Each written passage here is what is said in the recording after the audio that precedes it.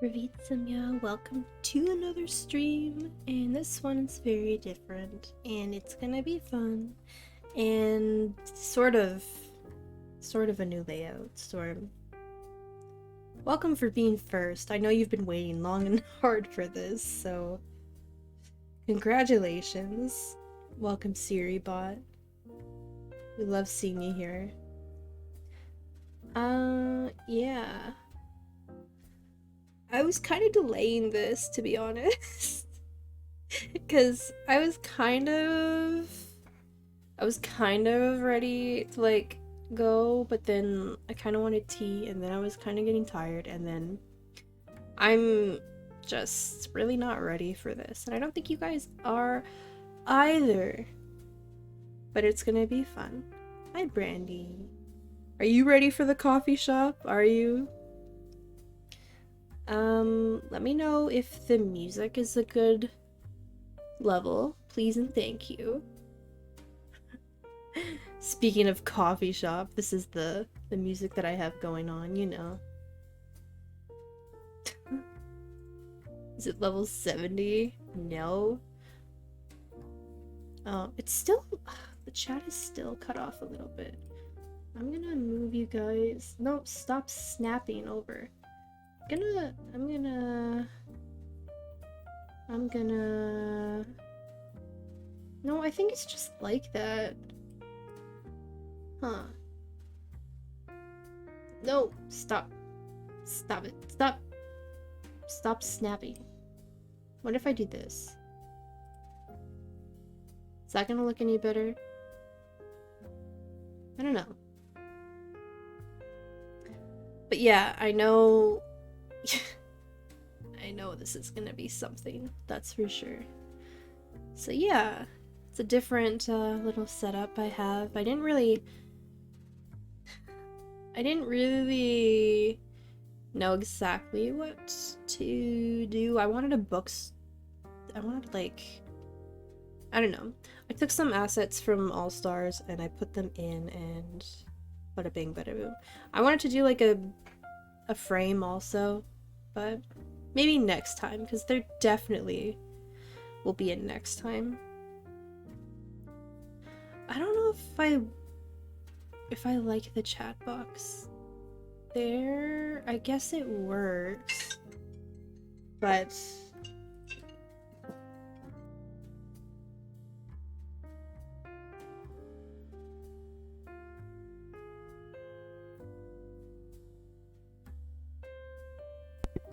that wasn't my phone! That's so... oh my god. Okay.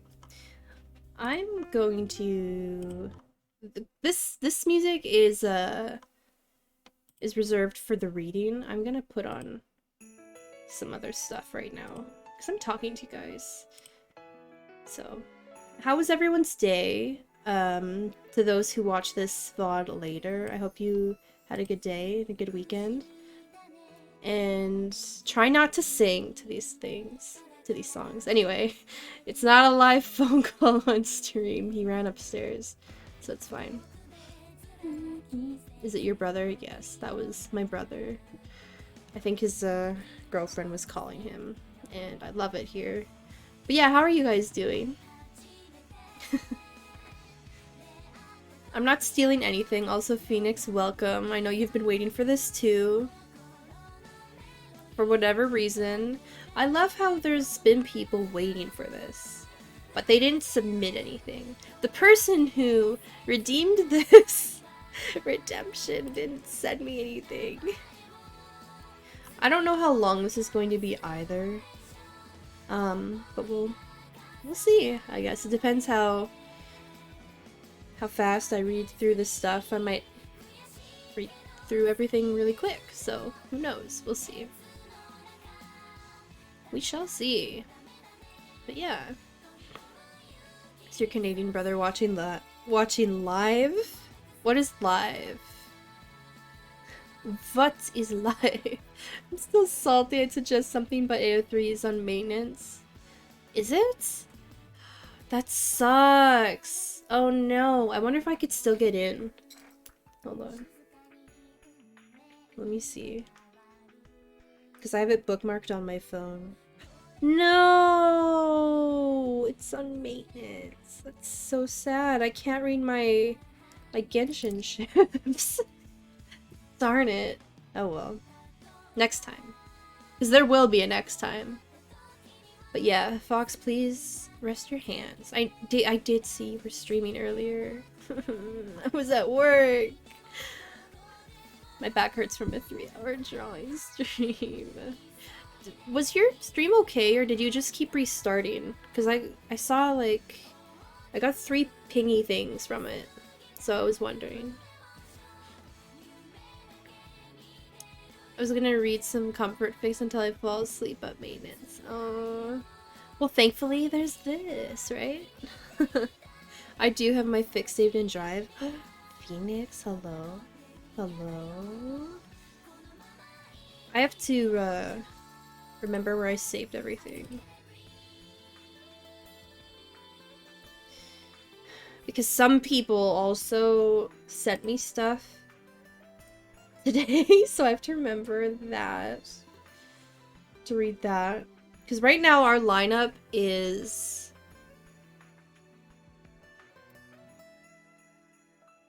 I think about 9. About 9 different things, so... Oh god.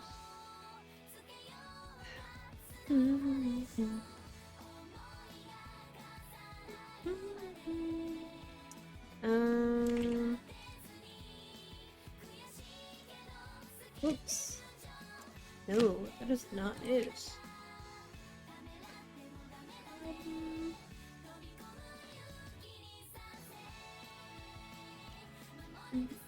I was testing out while working because there was no work. Okay. Fixed the audio and had the music play, so when it saved as a VOD, there's no music too. Nice! Very, very nice. Should I just send you the scuff fic I have so far? I don't know, Storm. Either you do, or I don't read it tonight, so it's totally up to you. I was having problems with the alert sounds too, so I fixed that. Nice! Last one was the actual one. Okay. I would have you read one of mine, but I'm way too shy. Brandy, come on. I don't know if you used any of mine, though. Well, I mean, Phoenix, the whole point was to send me stuff so I'll read them, you know? But I didn't... Like, I'm not able to access them now because...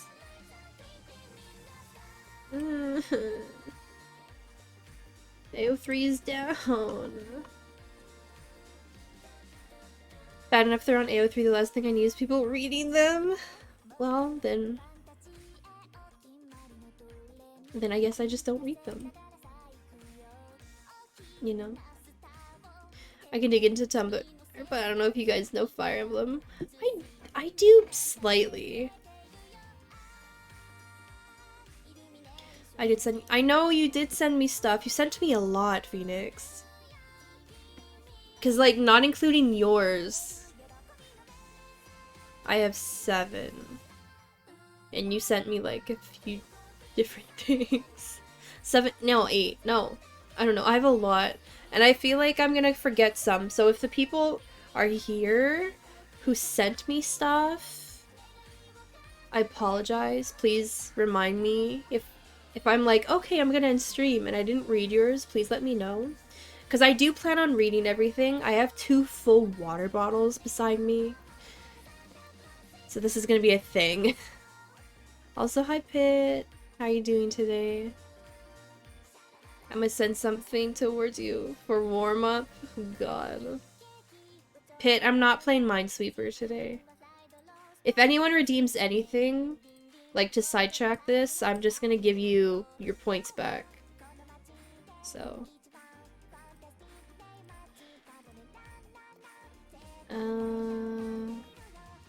Let me eat these and this one. I'm gonna take the points of the person who redeemed the fanfic stream after when it's done, I think. So. Fanfic 144p time. Why is it so low when you were streaming me like from HD before. Pit, I don't understand. They're short, I promise. Okay. As long as they're short. Because I got sent some books, so... Did you want me to link them not on AO3 so you can still access them? I have them in Google Docs. Sure. What if I redeem another fanfic again? Then we'll do another fanfic stream. But... I still won't play Minesweeper. So... Anyway. Alright. So... again, this might be scuffed. But... I'm just gonna try and show... Ugh, this is so bright. But it is what it is. I feel like I should save these other ones before I start reading anything. I have one, but it's Obey Me. That's literally, you guys, you could send me any genre. You could send me Minecraft. You could send me Fortnite. You could send me anything I don't like. You could send me anything I don't understand, because it's not me. It's whatever you guys wanted to send me, I would read, unless it's like super violent or coarse language or inappropriate or like not family friendly, even though the first one I'm going to read is not family friendly, but it's censored, so it's something. So I hope you guys I don't know. I don't know. We'll see what happens. I have a 43 chapter one with 170,000 words, but I won't let you die. Fox, I'm not reading that on stream. No. If I send a fanfic of just a picture of you, I think it would be short. Storm, I despise what you just said. Minesweeper fanfic? I would read it. Wait, it's just my fix, not the one with Masa being allergic to snow? Oh no! Phoenix, no! Thank you for the court song. Yeah, of course. I'm just listening to Love Live playlist, so it's not really up to me, but... Actually, I'm listening to a winter Love Live playlist, which is really good so far. I'm enjoying it. So... Don't worry, mine is angst with the drawing. Amazing. Hallie's based? I think so, too. So do you think of myself? You absolutely hate me. I do not! Why the mic going out? You haven't even started? What do you mean? Is it going out? Can you guys not hear me? Testing, testing, hello? I'll write a cringy friend fiction about you. That would be cute! Leechka's just chatting. I am, Arya. Barry. I am just chatting. Well, I'm reading. I'm chatting and reading. Because I'm finally doing that thing that was redeemed. Unfortunately. I can hear you? Okay, good. It was going out on me, but I have headphones. I dropped in my suit. Phoenix, no! Maybe don't use those headphones. Like, big, huge F in the chat for Phoenix. Oh my gosh. Why are you asking about the soup? Oh my gosh, that's so funny. Ooh. It's a picture! Fox's Cave of Wonders. Oh. This isn't too long. That seems doable. And there's a picture. Man, I love Fox's art so much. Makes me so happy. Should we start with this one? Should we? That's a good question.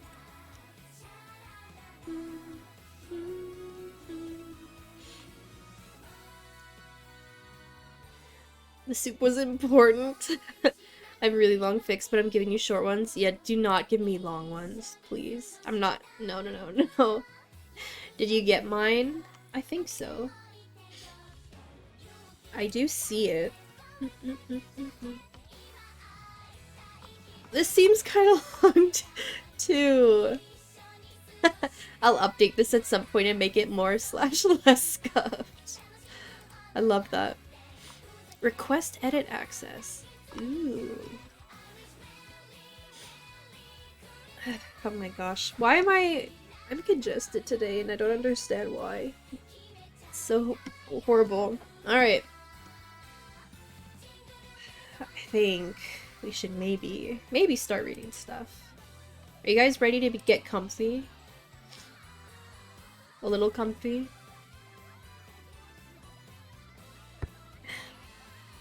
It has CG. It does! It does have CG. Can you do something exceptionally unexpected at the, like, 1:30 mark during this stream? Like, 1 hour, 30 minutes? Exceptionally unexpected. What does that mean, exactly? I don't know what that means. Ugh, Starlight Prologue, I'm sorry. I have to go back to the cozy jazz coffee music.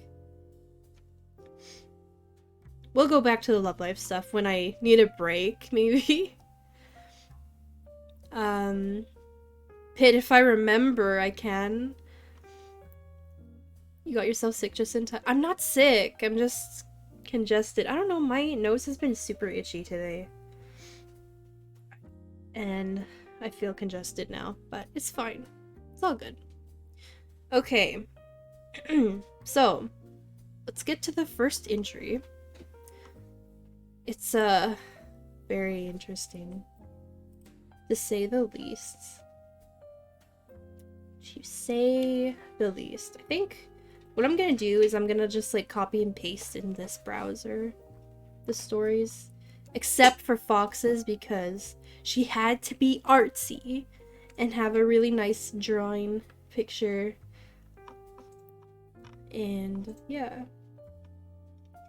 I don't know anything about this. I think it's Overwatch, but I don't really know. But we're gonna start with this to get it over with. I swear there's gonna be, I hope there's some wholesome stuff that you guys are sending me. And not just stuff to like make me uncomfortable, but I wouldn't be surprised. Okay. Also, I think I'm gonna bring my mic closer to get that good crisp sound, maybe, perhaps. We'll see. Rip the AO3 fix in my soup. True. Did you participate in writing something? Sort of, Pit. Sort of. 1 hour, 30-minute mark. What if I just pin your message and then I'll remember?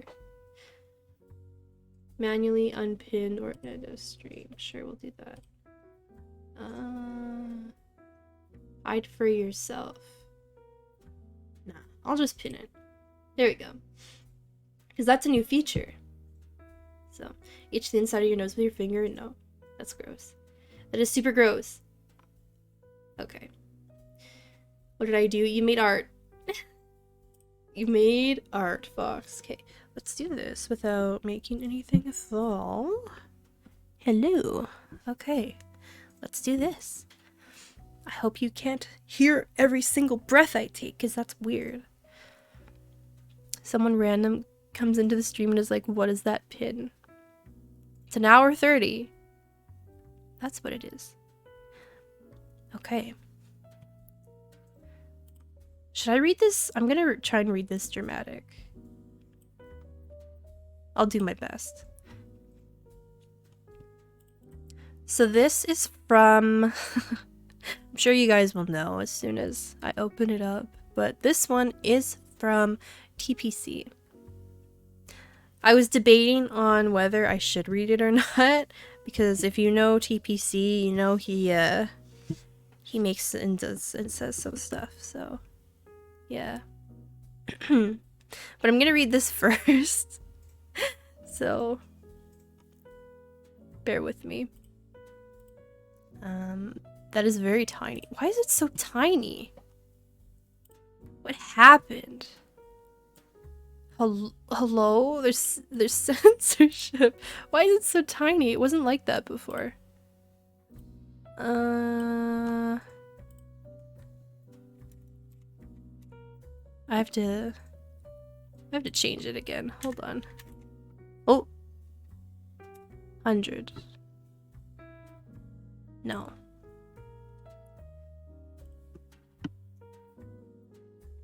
Ugh. Maybe? Did the sizing change? I feel like it did. It's weird.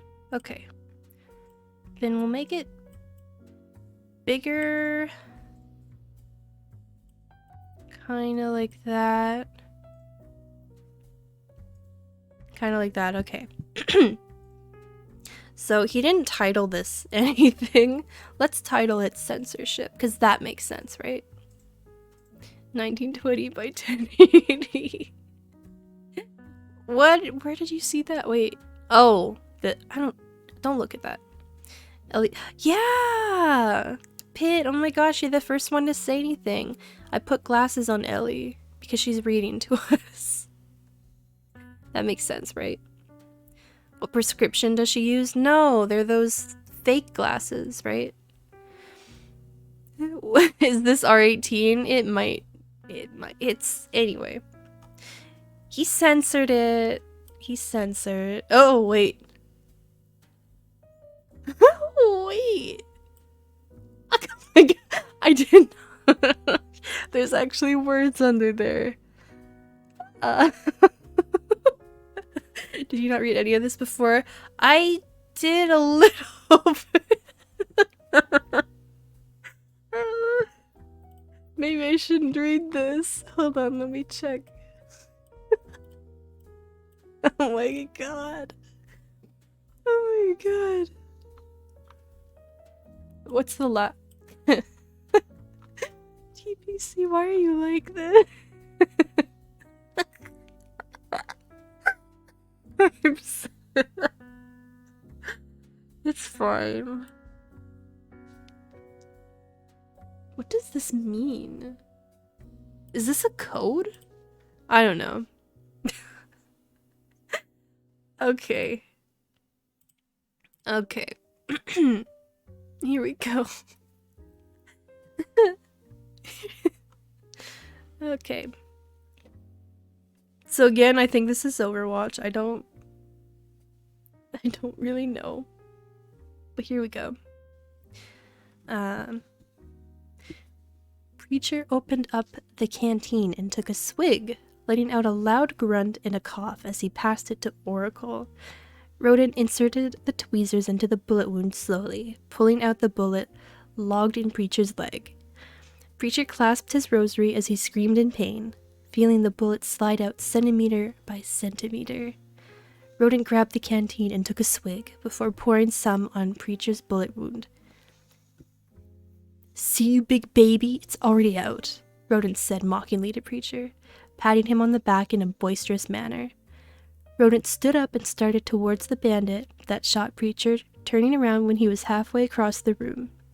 Preacher was bandaging the wound, which had already started to scab due to the mama's beads in his artifact container. "Already good as new," Rodent said, while walking backwards with his arms outstretched. Preacher simply just... Okay, Winnie is trying to hang herself on my headphones. Girl, you cannot sit on my lap for this. I'm so sorry. Okay. Where was I?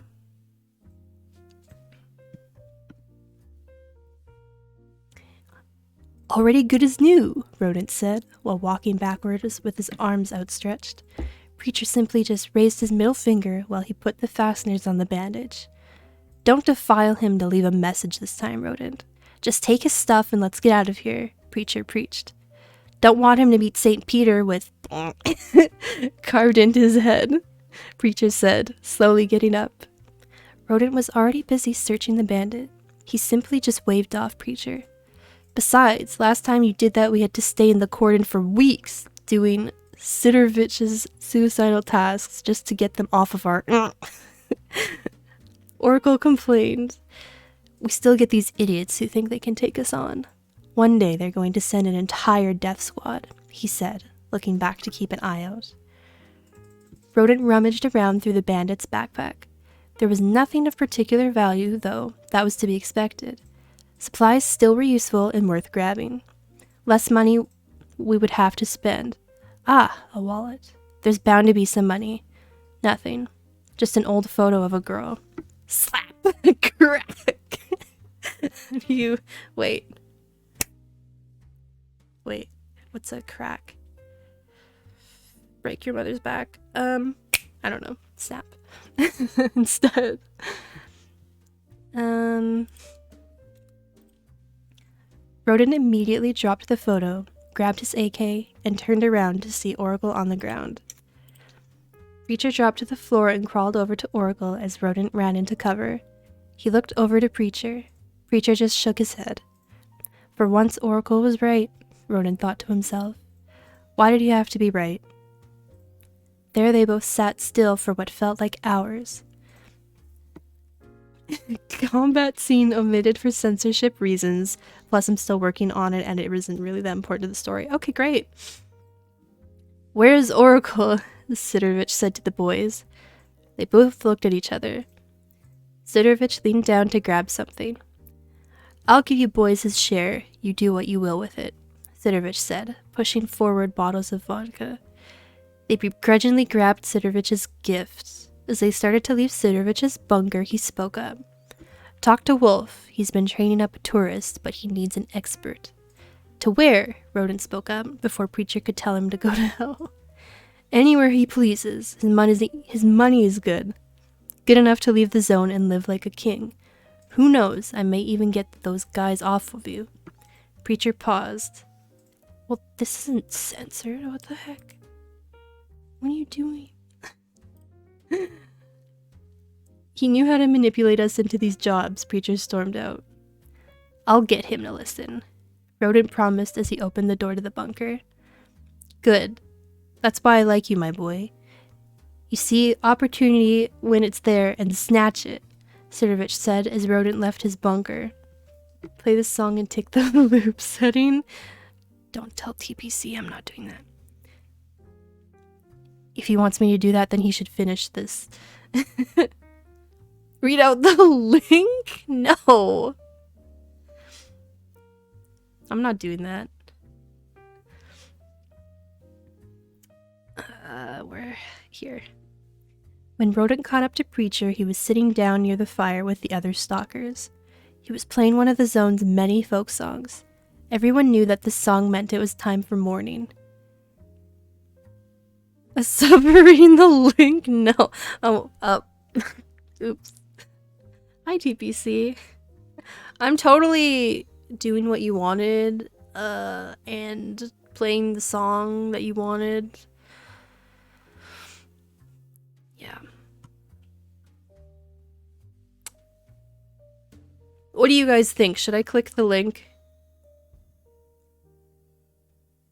For the context?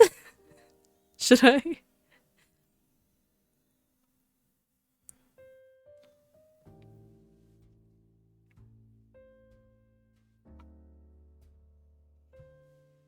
Pull? You don't have to, it's just in boots that are... I hope it's Cotton Eye Joe. I would get up and dance if it was Cotton Eye Joe. That's one of my favorite songs. Oh. Oh, that's what it's called. Oh. Link copy to clipboard. Okay. Oh. Right. Hold on. I could get into some trouble here if I go all over the place like that. Oh, this looks very suspicious. Okay. Why do I have to read the link? Should I read the link while playing this? TPC, is there bad stuff? I'll play it very quietly. That should be okay, right? Even if it's... You think I'm gonna save this VOD? You think? You think so? Anyway. Should... Should I say this how, Should I say this how I say the, like, gibberish, you know? Like, it's the YouTube's the 2H, you know? Like that. No, I'm not reading it. One letter. Why? Why do I have to? Why do you want me to do that?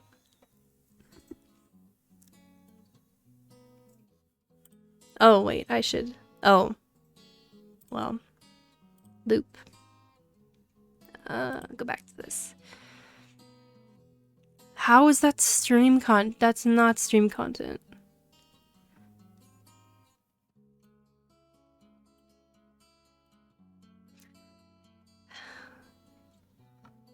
How much? Okay. Also, TPC, you did not. You absolutely did not censor everything. Just saying. Okay. http://youtu, not a B, but a dot, and then BE/ capital V underscore. Wait, did I miss something? I did not miss anything. What do you mean? What do you mean? Pit, what? I'm just speaking. Don't whisper, I might fall asleep. Why?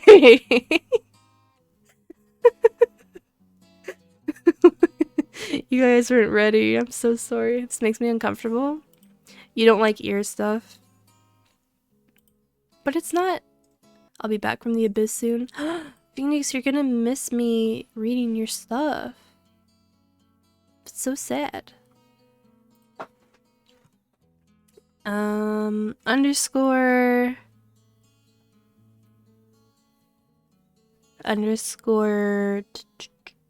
hyphen? No. What is this thing called?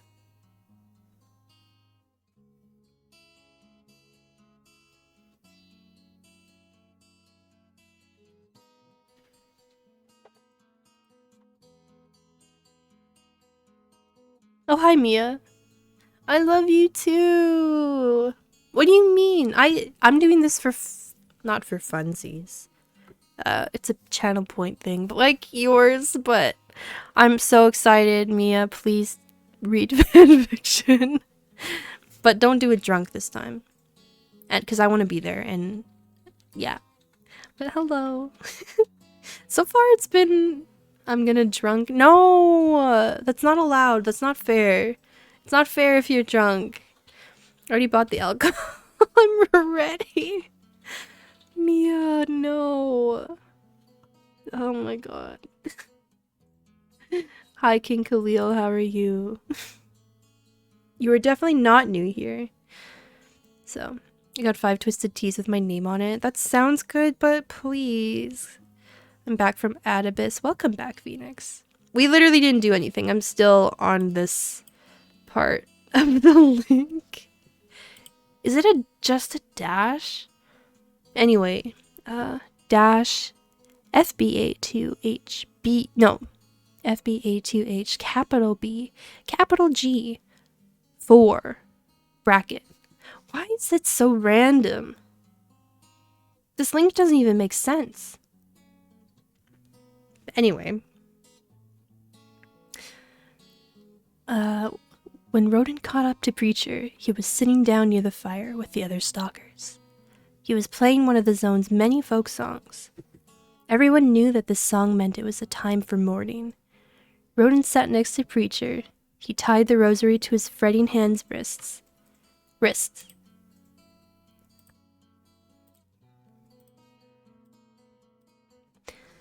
There the many stalkers sat beside, who told stories of Oracle, some outlandish, some true, all in his memory.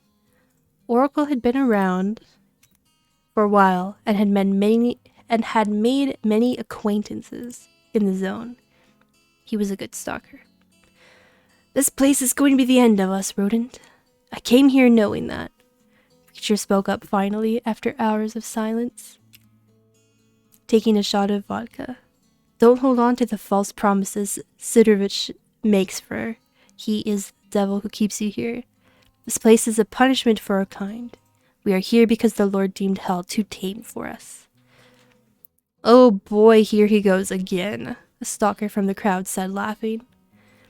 How many times have we been through this, Rodent? It's always one more job. Every stalker says that. Then we're knee-deep in the swamps looking for God knows what, for God knows who. Preacher knew what Rodent wanted and was getting agitated that he was thinking about it. Okay.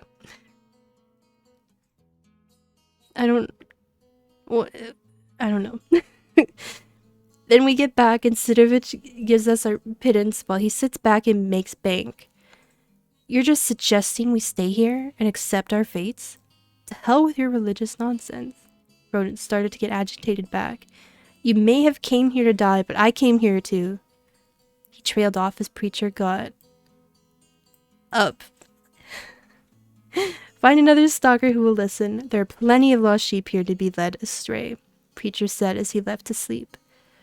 Rodent didn't say another word. He just looked at the fire while the festivities continued around him.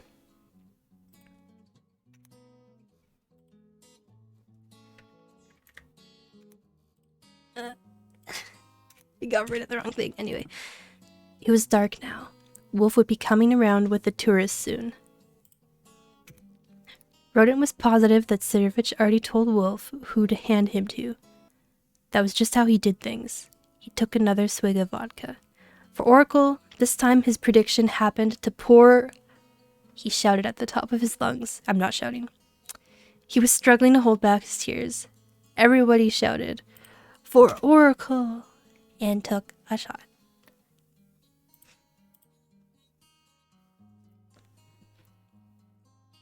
And that's that. That's the first one. Why is there so many spaces? I don't know. I don't know. All I know is the censorship, and I didn't see what that there was. Anyway, yeah. I don't think it was bad. I have no idea who all these characters are, and I don't think I did it justice, but I'm glad to have read some creativity. And I'm glad for your submission, TPC. And I like this song. It's actually kind of relaxing. I don't know about mourning, but it's kind of relaxing in a strange way. I did actually write the combat scene. Ooh. Did you? Very interesting. Very, very interesting. Okay, let's go back to Love Life for a second.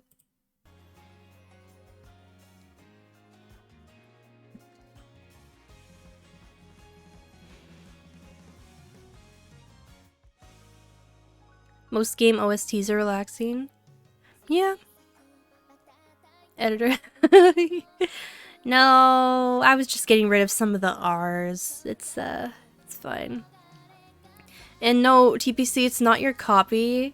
I copied and pasted text into docs. So I'm sorry if it's not adequate. Yeah.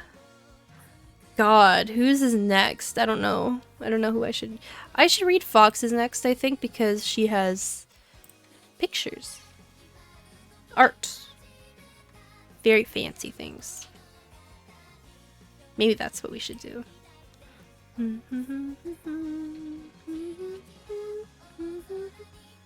Oh, I thought I,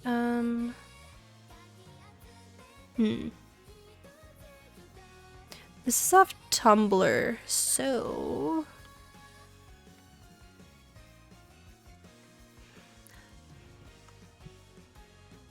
I wonder if I can, Scuffly... Oh, no, I did this. I wonder if I can...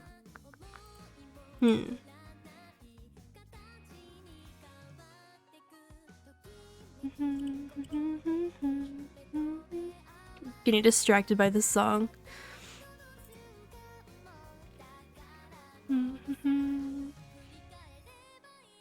I know TPC was asking for names. Oh! Is it actually very original? Dang. You should spin a wheel and pick that way. I don't have everything very incredibly organized. Everything's kind of in a folder, and then there's phoenixes and foxes, and then some other ones that I haven't put in a doc yet, and then also Pitts. I have to go and find Pitts again, because he made like a whole story that I did not copy and paste. I tried, I don't know, did I pin it in our things? Let me see. Did I pin it? No. Why would I pin it? What, like, don't expect me to be organized in anything. It's not Fox without the art. That's true. The wheel wouldn't matter if she's gonna read all of them. That's true also. Do one in text to speech. Yeah, like, maybe I'll pick a shorter one. I'll read it first and then I'll have it text to speech.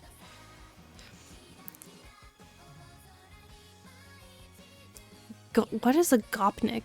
You know what? I don't even forget I asked. I'm gonna go do my morning routine, enjoy the stories. Okay, TBC. Have a good morning.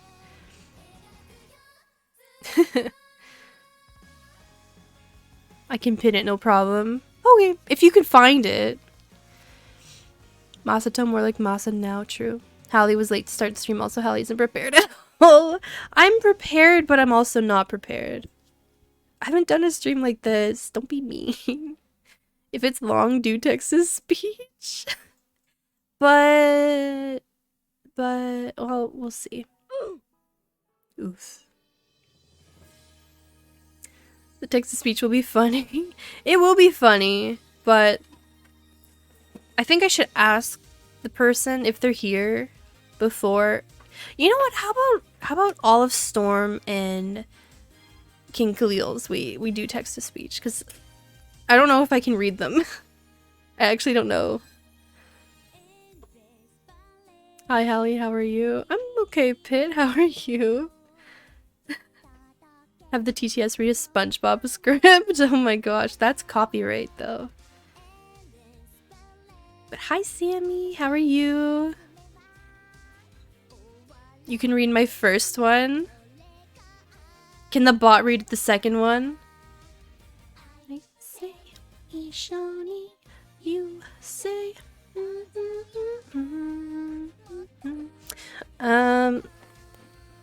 Storm, you made me read that whole link. Colon bracket and everything. Why? That was so stupid. You can also read my second one. Oh my god, okay. Let me decide what we're reading next. We're reading Foxes. What am I doing? Where am I?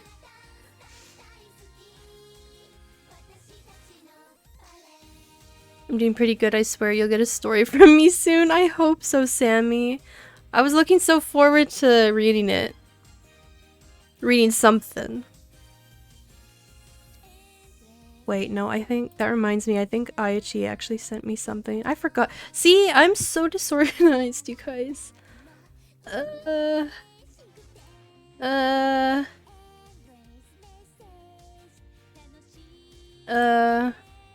Yes, you did. But it's on AO3. I can't read it. Darn it. It's so dumb. If it was so stupid, why'd you do it anyways? Because you told me to.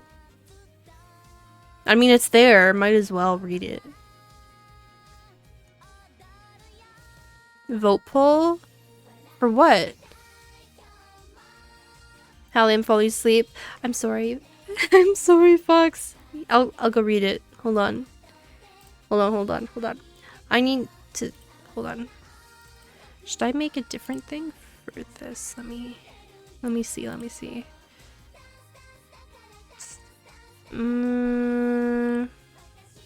Okay, so this is Fox. Oh, maybe this will work.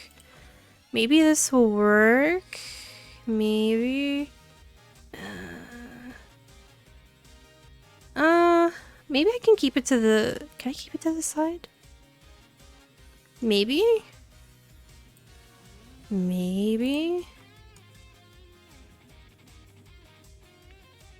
Possibly?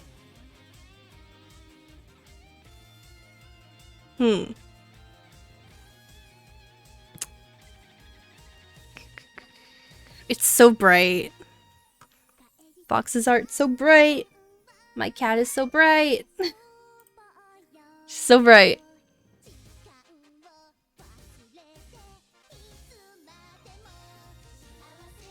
With how much I tend to write, I don't want it to be too long for... No, that's okay, Sammy. It's all good. Wait, who's on AO3? Phoenix, everyone is on AO3. I'm even on AO3. I was gonna read my story, actually. But there's maintenance, so... What a horrible day to... What a horrible time to do this, man. Vote for who's to read next.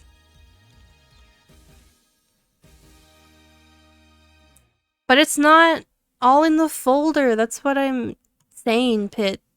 Because if you pick 10, like, I don't know who's 10. So. Whoops. Let's put this back on. Okay. I'm too sleepy to think. That's okay. That's okay, Fox. That's all good. To be honest, I thought maintenance was done last month. Don't things always just happen to be in maintenance, you know? Isn't that how it works? But anyway, so this is Fox's artwork. Which you can't see. Oh my gosh! Let me move it over. So, coin for your thoughts, Eva. I heard something interesting from a human during my last visit. What did the human say? He said, we die twice, he said. Once when our breath leaves our body, and once when the last person we know says our name. What is it like? Simon? It's so small, oh my gosh. What is it like to die? Only those who have died would know. Why is this so... like... Oh my gosh. Fox! This is so deep. Oh, you cannot... How come you can't see anything now? What happened? Oh, because it's... Oh, wait. Get out of there. Yeah? Sort of? Yeah. You didn't read the fic, just the comic. I know. I just wanted to read that first. Wow. I just wanted to read that first. I got you. Don't even worry about it.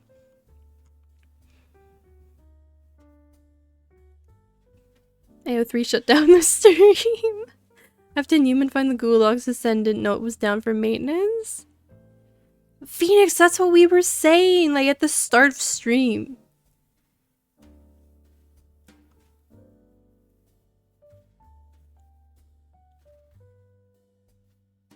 Storm, I'm not supposed to read the chat while I'm...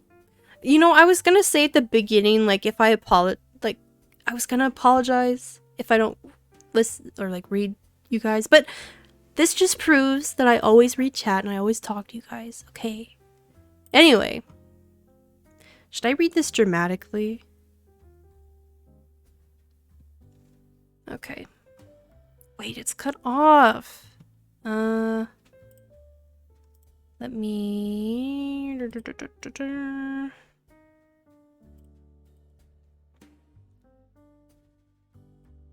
What if I do 200, 100? Does that do anything? Not really. Sort of. 1,000. Too far.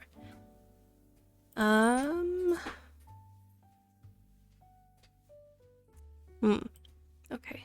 What if I... It's gonna be smaller, but then... should be more... doable as it slowly comes. I told you guys this was gonna be scuffed. I'm doing my best. Sorry, senpai, I had to resend. Why are you calling me senpai?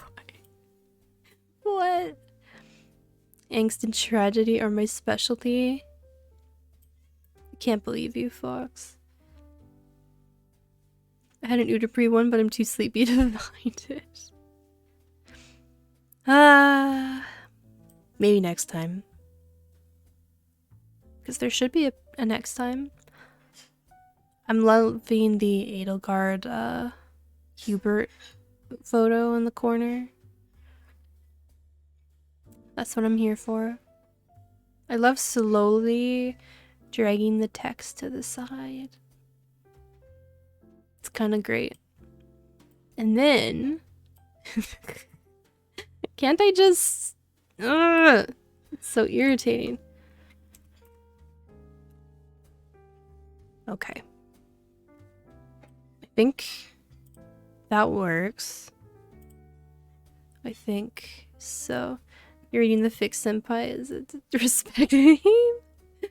Okay. Okay, I'll accept that. Okay.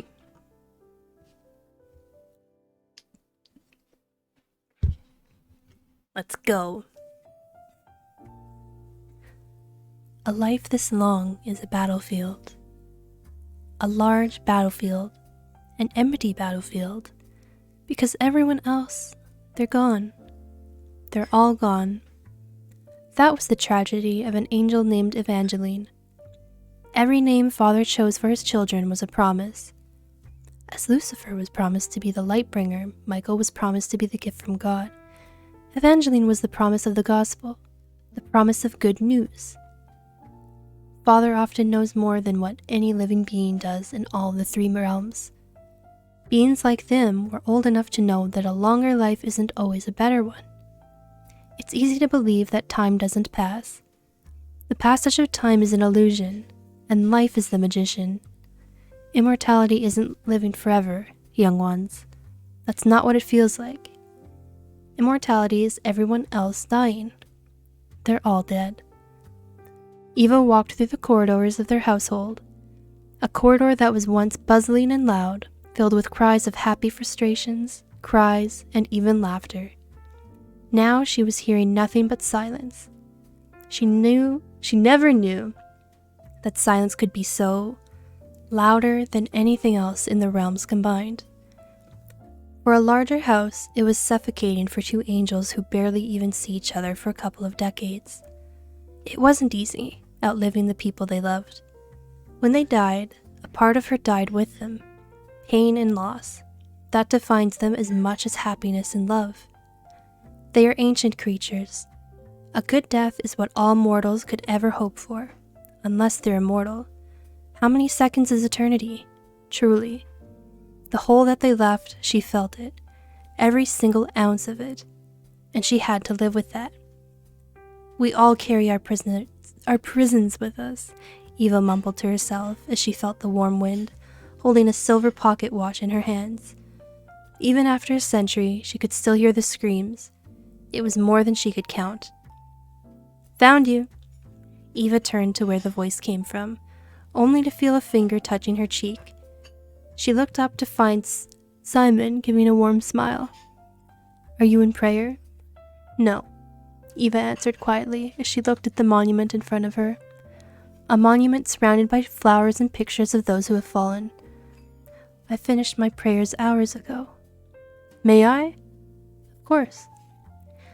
Simon sat down, observing the angel who was staring at the monument of the angels who had died during the Great Celestial War. Those once bright, calm, and joyous blue eyes were filled with nothing but sadness, grief, and loneliness. Coin for your thoughts, Eva? Eva was quiet for a moment. Simon was a seraphim. He knew her schedule day in and day out, just like the rest. He knew that she was down there, wandering along with mortals, but never mingled with them. Even when Father heavily forbid most of their kind, few were given a chance to go down there to perform their divine duties. As a power, as an authority, Evangeline was one of those few angels who had the privilege to do so, even when it irks her. I heard something interesting from a human during my last visit, she answered quietly, her hand still, fidgeting in the pocket watch. What did this human say? He said that humans die twice. Eva looked up to the seraphim as if she was looking for a reaction, an answer to many of her questions. Centuries of living. All these questions, but even Father could not provide those answers when she needed it. He said, once when our breath leaves our body, and once when the last person we know says our name. What is it like? She finally asked him. What is it like to die, Simon? Simon gently placed his hand onto hers. Only those who have died would know. Everybody knows that everybody dies, and nobody knew it like the powers. Sometimes Eva thinks that angels live too long. She couldn't recall how long Simon held her hand from the memorial. He was bringing her home, her hand in his as if it was the most natural thing in the world. Eva didn't know if Simon cursed the silence or had learned how to embrace it. She always noted that, unlike her brother, Simon was careful around her. He was choosing his words before saying them. He was choosing when needs to be soft-spoken and when he needs to tell her the harsher truth of life. She couldn't read Seraphim. He was more complicated to read compared to the rest. Even Lucifer was easier to read compared to him. Simon smiles, but it never reaches his eyes. But his hand was always warm, as if he was comforting her in his own quiet way. Even she and her brother couldn't see each other eye to eye ever since the war. She believes that none of them understand, that no one would ever understand, but he did. Simon understood every ounce of pain she was going through, the loss of loved ones, the loss of her brethren and comrade. He knows that she was always thinking about the day she did it, the day she killed many of their brothers and sisters in a war no one asked for. Seraphim wanted to ask his brother, his former brother, considering all the casualties, all the pain that was caused, was it all worth it? The brave and noble Sister Evangeline, she never thought she'd find herself so alone in a world where the sun never sets, and yet it feels so dark all the same.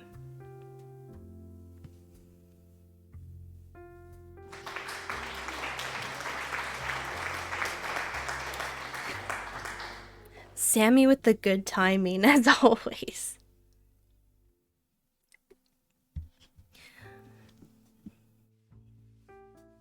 That was not what I expected, that you would write or put out. That was a good little... wow. That was a good little fic. Interesting. I know Obey Me's about, like the angels and stuff. But is Eva or Ava your own personal character, Fox? If you're still awake to answer. That was really good. I don't know, when I was in high school, I have a few different series of books that, like, I guess authors wrote about angels and stuff. Angels in high school, blah, blah, blah, blah. It's cool writing about them. Yeah. That was really good. Thank you very much for your submission, Fox. I hope I can read your other stuff. Let me just take this away for a moment.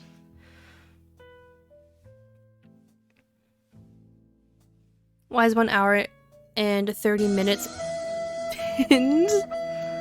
Why are you playing the flute?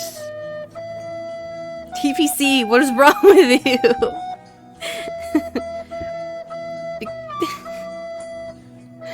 Oh my god. Are you playing the flute because we can't read the rest of her stories? God. 1 hour 30 is pinned because Pitt wanted it to be pinned. Well, I don't know. I don't know what we're doing, but we're gonna be doing something, so. She's my own child. Aww. I love that. If I had enough points, I'd play the Titanic flute. Okay, now I have the context. Can you read my first one like you were given less than an hour to write a fanfic?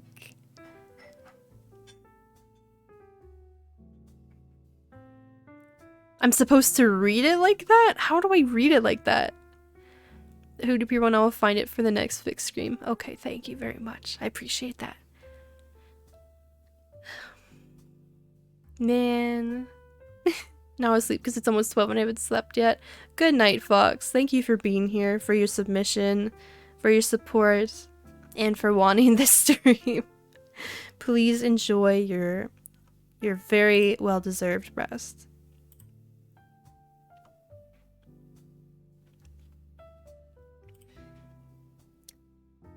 More ads. No! Phoenix, come back. I think they mean read it as though you're in a hurry. But I'm not gonna say I like storms, but it's something. That's all I'll say. Wait until I come back from the abyss? Okay. You won't hear this, but I said okay, so. Hallie hates me and everything. No, that's not true, Storm. What you produce is interesting, to say the least. Say the very least.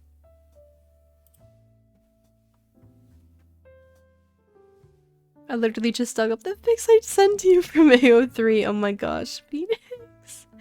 So there's two. There's two. Oh.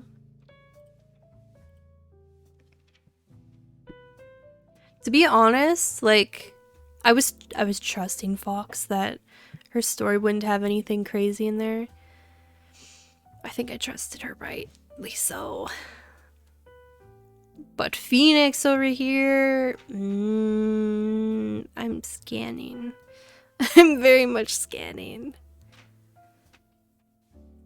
Wait, Storm, you put Japanese in your second one. I can't... Oh wait, no, that's your first one. Never mind.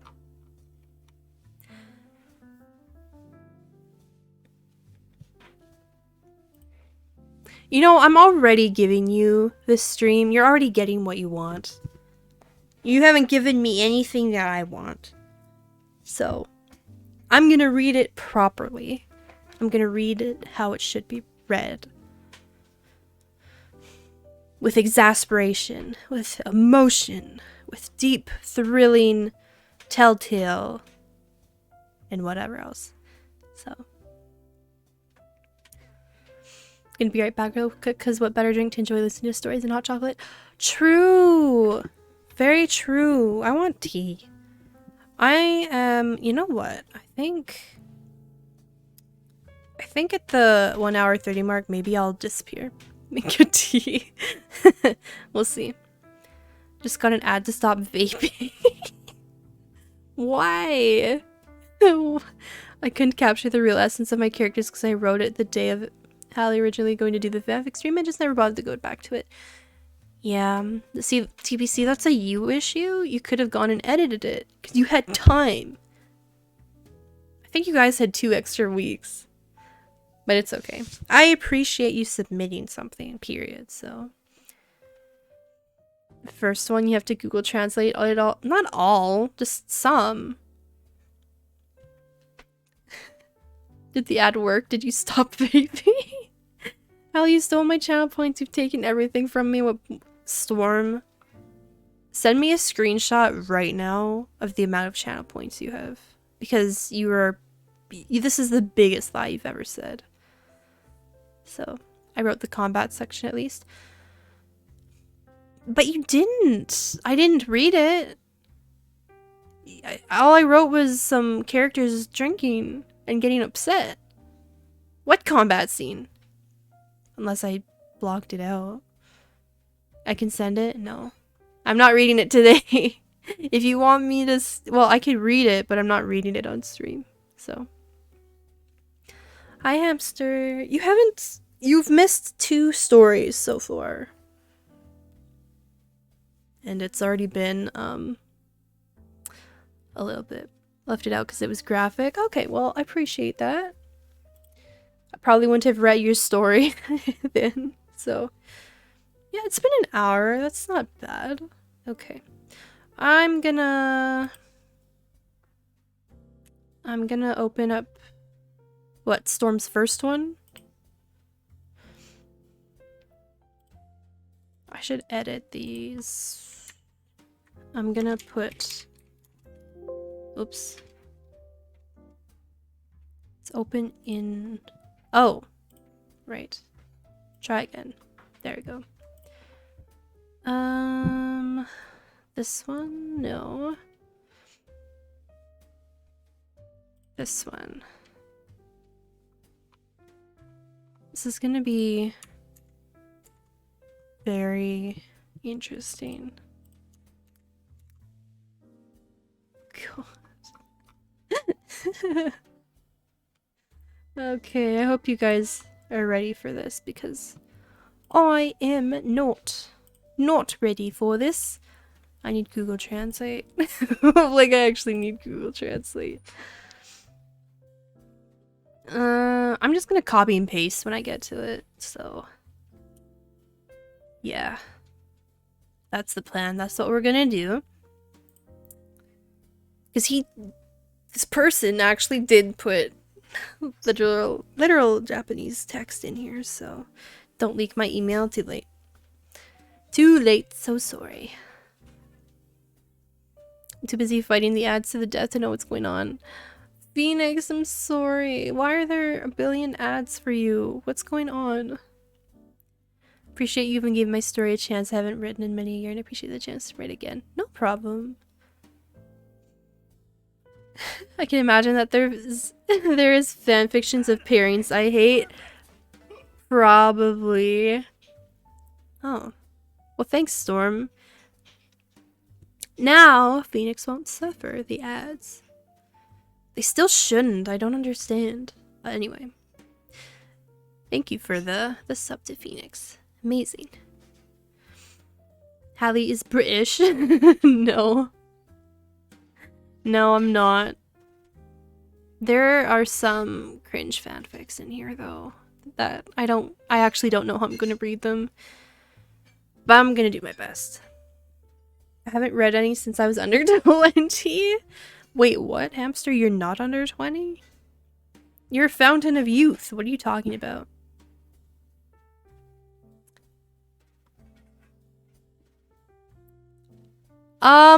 Pit, what did you type? I love the what ads? Should I pin this?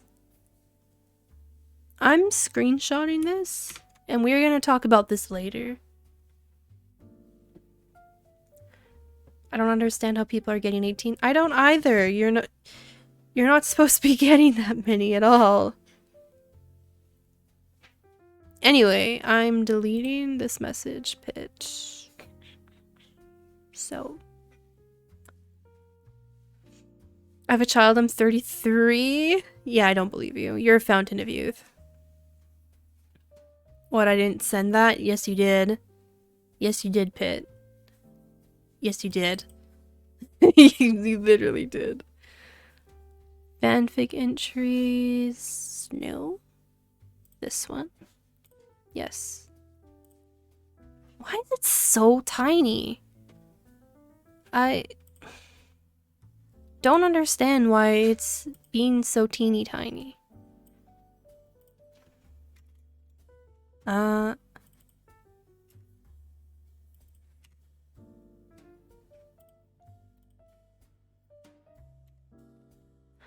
love being a scuffed streamer. That's good enough, right? Little more. I love you too, hamster. I stole a child, I'm 26. Storm, you shouldn't admit that. Storm's my hero. You can't see your email, Storm. Chill. You're fine. You're good. Oh, maybe I should crop the top. Crop top.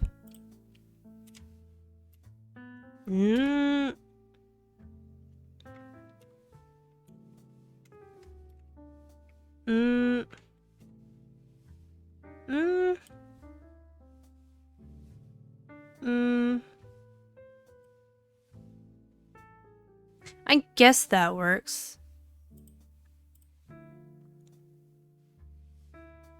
Sort of works. Yeah.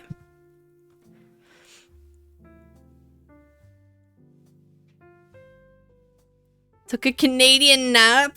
What? It's okay, Pit. You're fine. I deleted it. I screenshotted it. I'll send it to you later. Anyway, let's get through this. I'm dying at redhead in the pic. Stop. Okay. Here we go. I hope you guys are excited for this because I am not excited for this. Wait, how should I read this? I don't even know. I haven't prepared myself. A scruffed Hallie fanfic for the Twitch TV streamer. No, I don't know how to read this. Wait. A scuffed Hallie fanfic for the Twitch. I don't know what I'm doing. I don't want to read this normally. I can't. A scuffed Hallie fanfic for the Twitch.tv streamer known as, and I quote, Lichika23 by Stormcrow for the win. No, this is not the Hallie fanfic you're expecting. It's the Hallie fanfic you're getting. Dun dun dun! The coffee music does not mesh well. Anyway. It was a bright, beautiful spring morning as Hallie hurried down the busy Akihabara streets. She wasn't sure quite how any of this happened. One day she was eating supper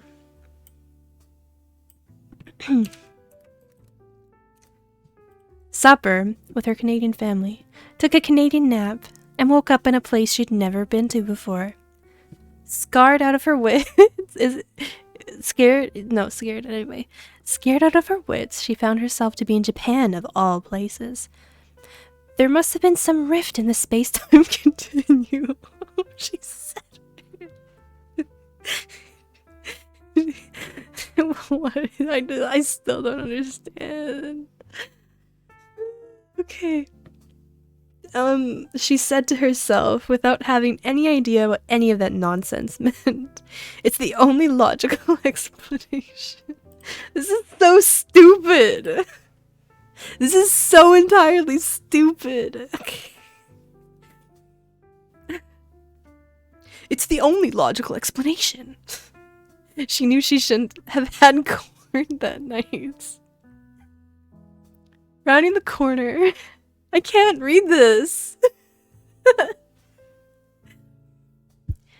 Rounding the corner, she saw what she was looking for. A very familiar sight. A large set of stairs were the only thing separating herself from Otinokazaka High School. She has never been so happy as to see a staircase in her life, which, to be fair, I've never been very excited to see any piece of architecture before in my life. I mean, maybe if you're really into stairs, that could be a thing, but, like, you're kind of weird if you do. I don't understand why it goes from third person to first person. It makes me so mad. Like, I don't... Okay. Hallie started walking up the right side of the steps, her hand sliding along the railing. LLSIFAS has touched this railing, Hallie thought to herself. A completely normal thing to think about when touching any railing, if you think about it. Her walking turned into a sprint when she realized she's running out of time. She has someplace to be and simply cannot be late. Scrolling. Halfway up the staircase, her foot caught one of the steps and fell, just like Nico Yazawa did from the hit anime Love Live School Idol Project. In that one episode, she exclaimed, falling forward and scraping her shins and palms. I hate this.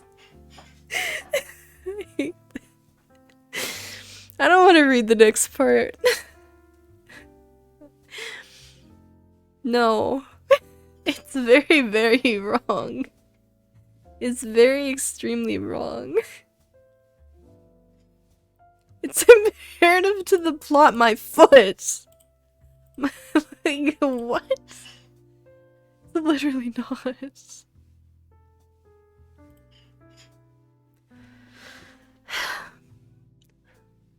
Ugh, I'm quite literally Nico from that one episode, she said to herself. She picked herself up and looked around to see if anyone saw her, which of course there were, and they were 100% saying to each other, she's like Nico from that one episode, Lamau, or LMAO, I don't know. How do you pronounce, like, I don't know. Hurrying off from this embarrassing episode of Hallie's life, coming soon to ABC, she made it to the top of the stairs. Using her 20/70 eyesight, she found her, the person she's been looking for this entire ordeal. LLSIFAS. Dun dun dun. There's the Japanese text. Oh god. Brushing herself off and pushing whatever nervousness she had aside, she walked up to her idol. LLSIFAS? I'm a big fan, she said. What? Why is it? Turning around, it was in fact LLSIFAS. She took a gander at Hallie before exclaiming. Okay, hold on, I have to... This is gonna be so butchered. Copy. This is gonna be very butchered. Paste. Is this even... Please... You... Oh my god. Storm!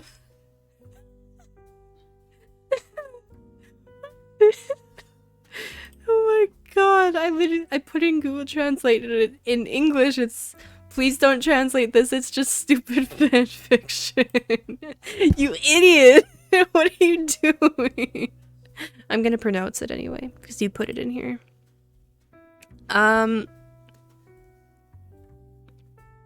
Maybe I shouldn't. Let's get Google Translate to say it. これを翻訳しないでください。それはただの馬鹿げたファンフィクションです。馬鹿げたファンフィクションです。What? Yeah, there's a page 2. God. Hallie really should have thought of this before making her way here. Of course, Ellie would be speaking Japanese at an all-Japanese school in Japan. The mere notion of any sort of conversation with her being as simple as taking a walk in a Canadian park should have dawned on her sooner.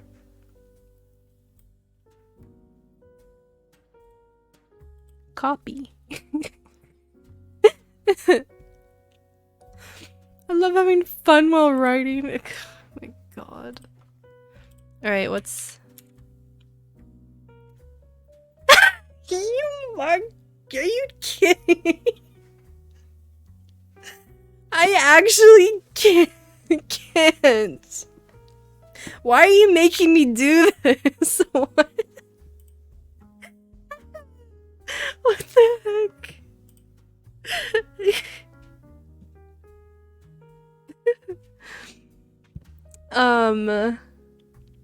Neso hengu ota-chan neru hari no roku o kaijo shite kudasai. 6 kagetsu ijo tashimashita. Which means, apparently, unlock Neso Hangout channel, Hallie. It's been over 6 months.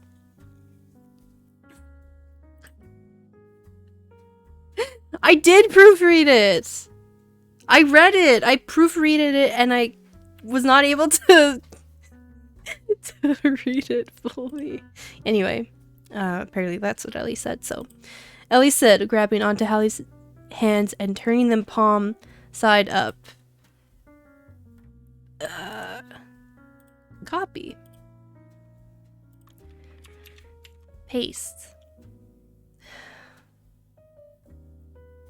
Storm, I actually, like, I despise this whole thing.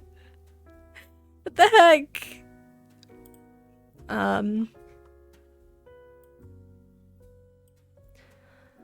Anata wa sonu once no episodo no Nico no yo desu.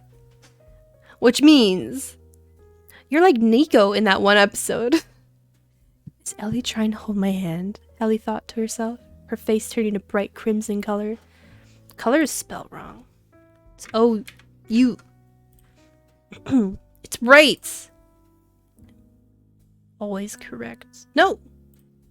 Anyway. Dismiss. Just like her second favorite member of Muse. Maki. No, not that British rock band Muse. The other one. I don't really know what to say. This is all so sudden.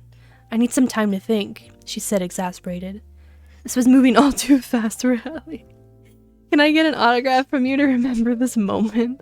Hallie pulled out a pen and paper from Nico knows where. Turning to Hallie around, Ellie used Hallie's back as a service to write her signature on. Thank you, Hallie said with a little too much excitement and gave Ellie, I was not going to say Nico, and gave Ellie a hug before she gave her the paper. Prying herself off Hallie, Ellie made her way over to her friend Nozomi, who watched the whole thing go down but didn't intervene at all. Ellie could be seen scolding Nozomi, who laughed at the other's misfortune. Taking a look at the paper, it had the words. I'm scared of this. I'm scared of this one. Storm, I swear. Ishi no shinsatsu o ukete kudasai. Which means, please see a doctor. With Ellie's signature written below. This was by far one of Hallie's most prized possessions. She was gonna have this framed and show her 5 children this one day. She held it to her chest and stared off into space just thinking about it.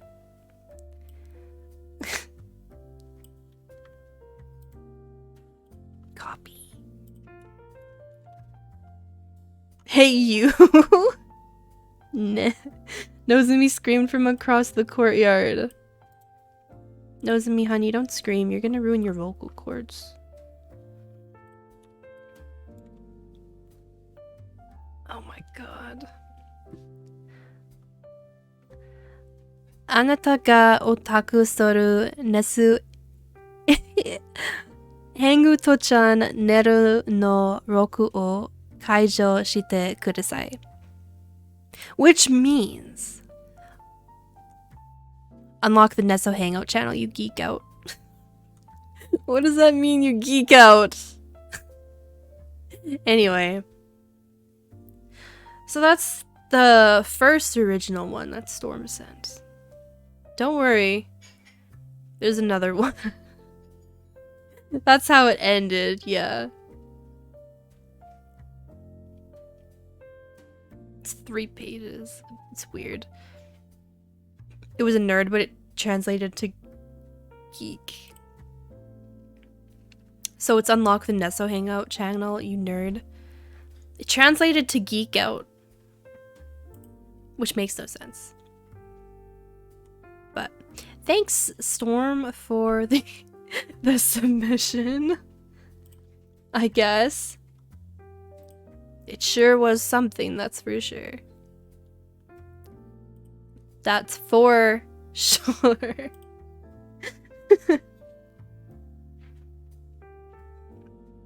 Now, should we read Storm's second one? Or should we read that later? Sammy, welcome back! We just read Storm's first fanfic. It was god-awful. And really scuffed. But we read it, and that's all that matters. So, that's all that matters. We're done with it. But welcome back, Sammy. How was your hot chocolate? Read it later? Okay. Okay, Pit, I'll check my DMs later. It is almost 1:30. Or, well, 1 hour, 30 minutes, so. Yeah, everyone loved it. I liked when Hallie said it's Hallie time and then proceeded to Hallie all over the place. It's one of the moments of all time. What does that mean? What exactly does that mean? Okay, watch me put this as done. Okay. AO3's back up. Oh no. Oh no, that's not safe. Okay, what should we read next?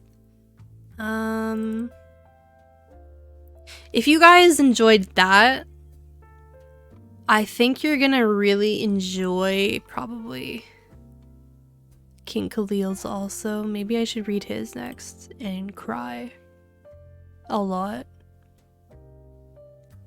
Or Takeshi's.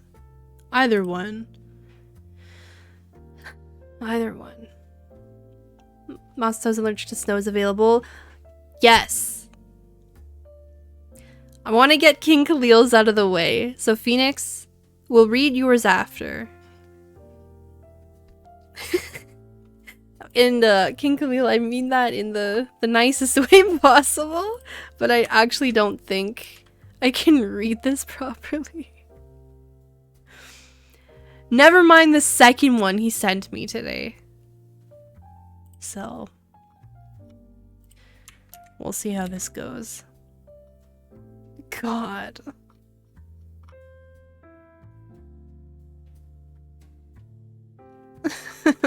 I can't read this.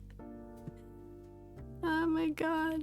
Hallie hates her fans. TPC, I don't have fans. I have people who come into this chat like hearing me sound of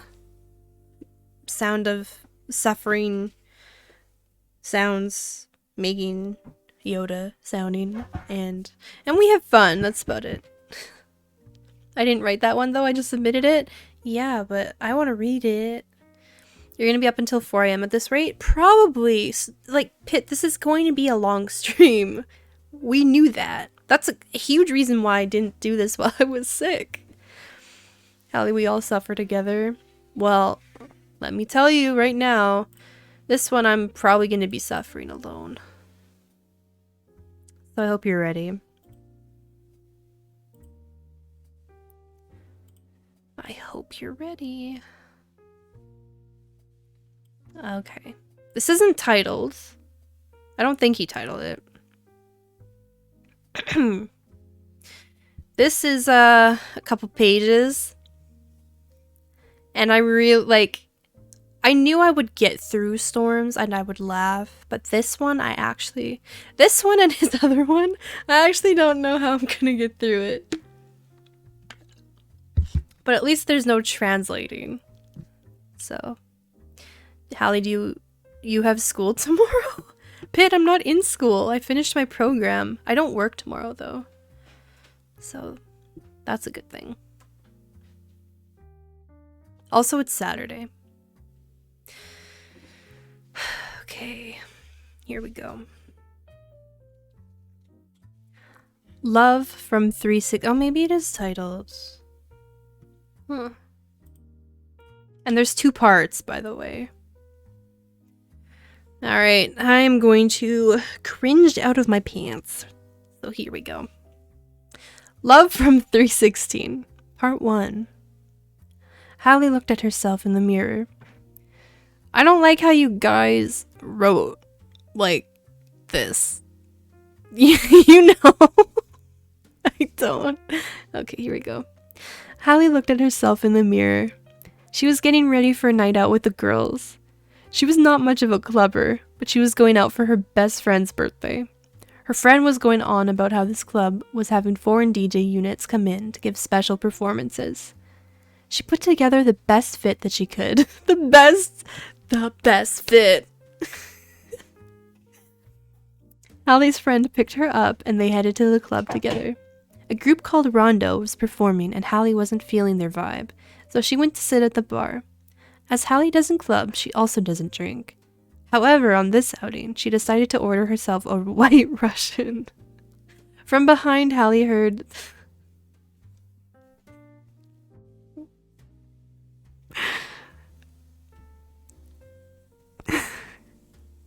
This is when we use text to speak. Wait, can I actually... King, can I... Wow. Can I actually do the text to speech for this one? Or do I have to read it?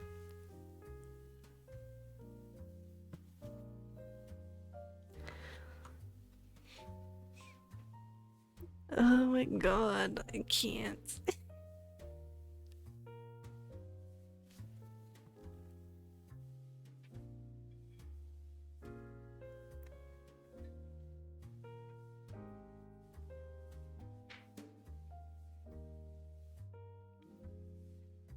Well, I'm not seeing an answer, so...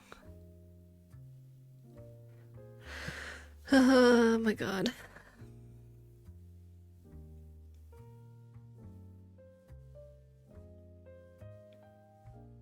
Do it? Do what? Do text to speech or read it? What should I do, you guys? Can I get a freebie? Can't read this.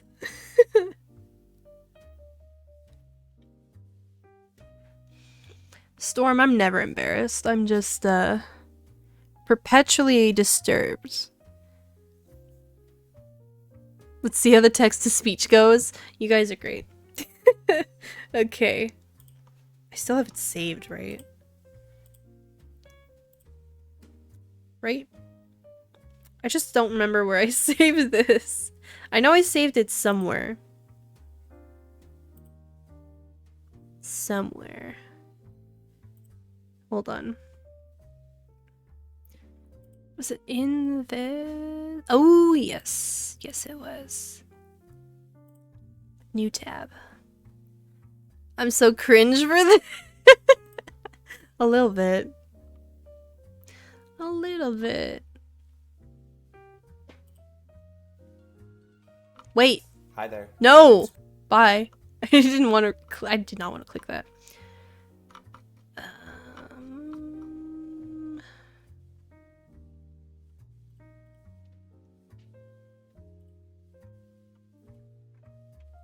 Good evening. Yeah, good evening. Graham Smith, Stop! I don't... marketing coordinator. No, I don't want... I'm trying to click out! Stop! Natural soft. Stop! Is it not gonna let me do it now? Because I was here before? Is that why? Please. Please, please, please. Your face is as red as your second favorite music character. No! No, she's not my second favorite Muse character. At all. So, I had to mute. Did you finish? No. Hallie speedrunning fix.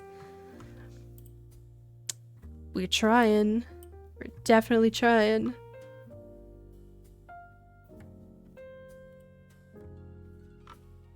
Hi there. No! Bye! My name is I Graham. don't want to listen to you! Why isn't this...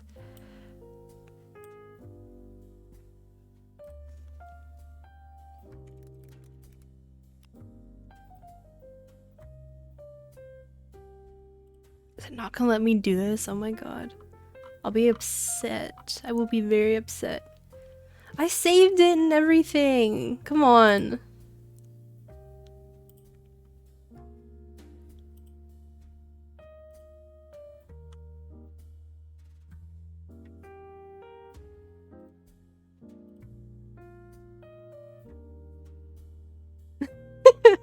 Hi there, I'm Craig. No! Don't play again! Load more voices? No. I just want to put my text into the box thing so I don't have to read this.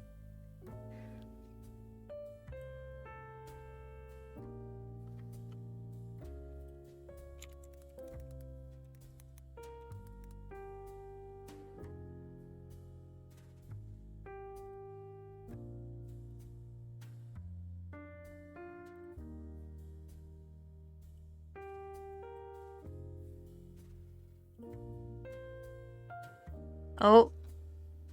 What sunshine is to flowers, smiles are to humanity. Good evening. We have a packed show for you. I still get nightmares. You've been through tough times before. Oh, Stefan. I remember you. I can't wait to see where life takes me in the years to come. Amazing. Dear Mom. No, not a child. We're not getting a child to read this. I often find myself thinking about Should we get Michelle to read this? the time. Maybe.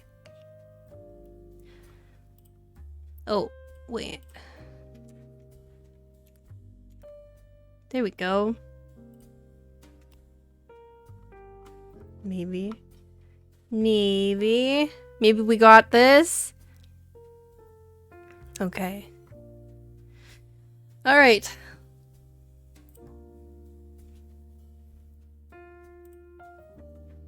Let's see how this goes. Michelle, if you wouldn't mind. Part 1. Hallie looked at herself in the mirror. She was getting ready for a night out with the girls. She was not much of a clubber, but she was going out for her best friend's birthday. Her friend was going on about how this club was having foreign DJ units come in to give special performances. She put together the best fit that she could. Hallie's friend picked her up and they headed to the club together. A group called Rondo was performing and Hallie wasn't feeling their vibe, so she went to sit at the bar. As Hallie doesn't club, she also doesn't drink. However, on this outing she decided to order herself a White Russian. From behind, Hallie heard, "Hey beautiful, want to order this cutie a drink?" a girl said with a giggle. Hallie turned and her heart skipped a beat when she saw the girl that called out to her. It was a girl about half a foot shorter than her with dazzling pink eyes and long flowing brown pigtails. She had a pink bear and star in her hair as accessories and an extravagant outfit like an idol would wear. Hallie had never in her life laid eyes on someone so gorgeous. With a giggle the gorgeous girl said, "Ha ha ha. I'm just kidding, but I would love to buy you a drink." Hallie was almost too stunned to speak after seeing the girl's smile. With a stutter she got out, sure. If you would like it. The girl takes a seat next to Hallie and says, go ahead and order 2 of anything you'd like. Hallie orders a round of shots of beluga for them and spills out, how are you? The girl said, I'm good. Even better now that I have the chance to talk to you. Hallie blushes, I'm actually here for the DJ unit performances. Hallie asks, you're a fan of one of the groups? The girl replies, something like that. Speaking of, I have somewhere to be for a little bit. You will love this next group. Part 2, Hallie looks at the beautiful girl walk off. She decides to heed her advice and walks toward the stage. She hears the announcer talk about a group called Unicord coming to the stage. Hallie gasps as she sees the gorgeous girl walk across the stage with 3 other people. They start their set and Hallie is blown away by the unit's performance. It is just the type of music Hallie loves, so she starts jamming to the music. She is even more captivated by the girl who she discovered is named Michiru. Michiru! Hallie felt as though she had seen Michiru wink at her and she couldn't control her face going red. As the set ended, Hallie walked back towards the bar. Hey, can I get your name? Hallie heard a familiar voice call to her. Hallie, with rose-colored cheeks, utters, name's Hallie. Michiru pulled Hallie close with a hand on her waist and another on her cheek. Hallie's heart was beating so loud she swore Michiru could hear it. Michiru was so close that she could feel Michiru's breath on her face. She closed her eyes and prepared for what would happen next. For what would happen next? Can you understand? Can you understand why I couldn't read that? Like, what are you doing? King Khalil, what are you doing? What are you sending me? What are you writing about? Why are you putting me in this situation? Storm, did you not understand that this was Michiru? I knew from the moment. From the moment. I didn't even, like, I knew it was D for a DJ, but like, you didn't get it was her from, like, the half a foot shorter, dazzling pink eyes, long flowing brown pigtails, pink beard, star, and all, like, you didn't get that? You didn't get all that? God, that was cringe. So cringe. That's exactly why I can't read it. Oh my god. King is honestly the MVP. You, Storm, you haven't seen anything yet. That was horrible. No. I got the half a foot shorter, but not the other stuff. Amazing. Oh my gosh, I'm so happy that I can mark that as red. God. Oh, right. I have to close this. There you go. Hi, Aria. Thanks for stopping in again. Oh my god, you came at a bad time. Can I send you fanfics more often? That you write? Sure. Oh my god. So... Get this off of my screen. I can't. I can't. I need to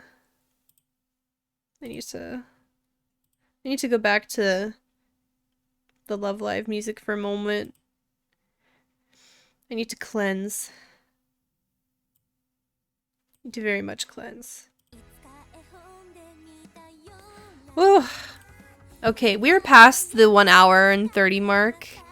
I'm so sorry, Pit. I need to leave you guys. I need a break. I need a break from listening to that. Obviously, I read through most of these. But that was so... I need to leave. Ugh. Okay, I'm gonna take a little break and then we're gonna come back and read Phoenix's story that she sent. Finally, some good food. Whew, I mean, it's all been good, but it's been a while, you know? Oh my gosh. Okay. Bum bum ba da da dum. Enjoy the Love Live music, you guys. I will be back soon. I need tea. I'll be back.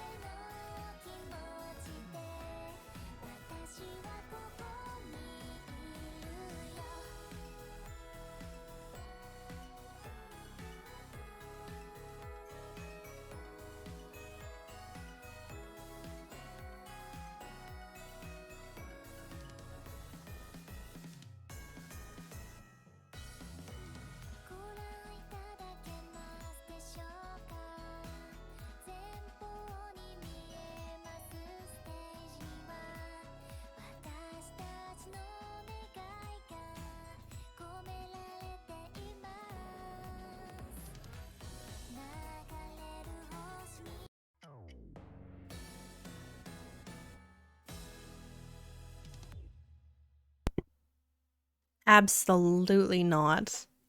Absolutely not. There's no way there's a character solo in this playlist.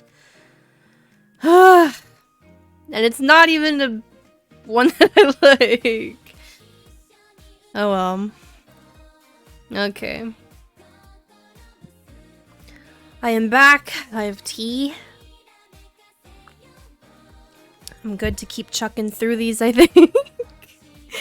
So we'll have some more fun.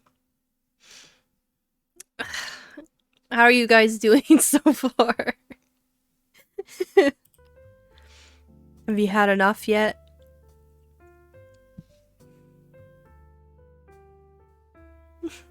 You're doing well, Storm. That's good. Glad to hear it. Hope you're still enjoying the stream and whatever this is.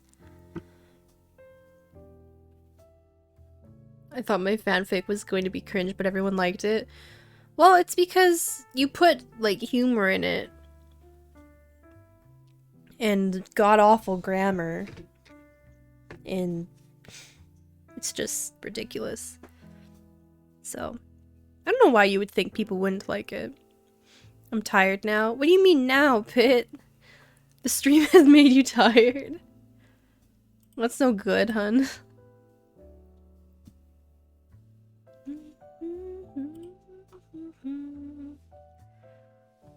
I'm so excited to read some Udapri stuff now.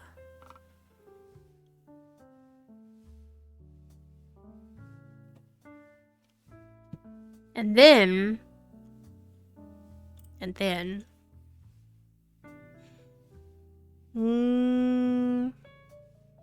I'll look at the other stuff. We might get into some Genshin stuff. We'll see. Okay. So this one Phoenix recommended. It has my favorite boys in there. So I'm hoping for good things. But considering what's happened, I don't know if that's gonna be reasonable. This is a long page. Okay. Gonna have to make this very moved.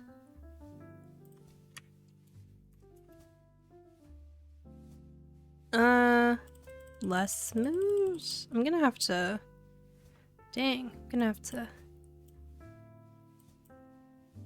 Like.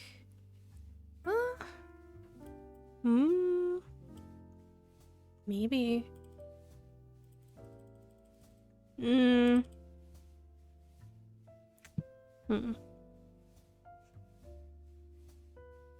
you imagine if I tried Unfathomable? You mean that's not trying? You're saying you didn't try at all, Storm? Because I feel like that's a little bit of trying.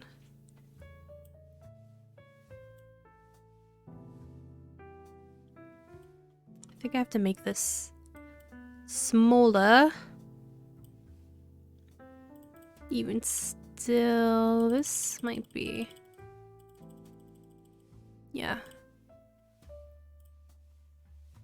I think that's good. Okay.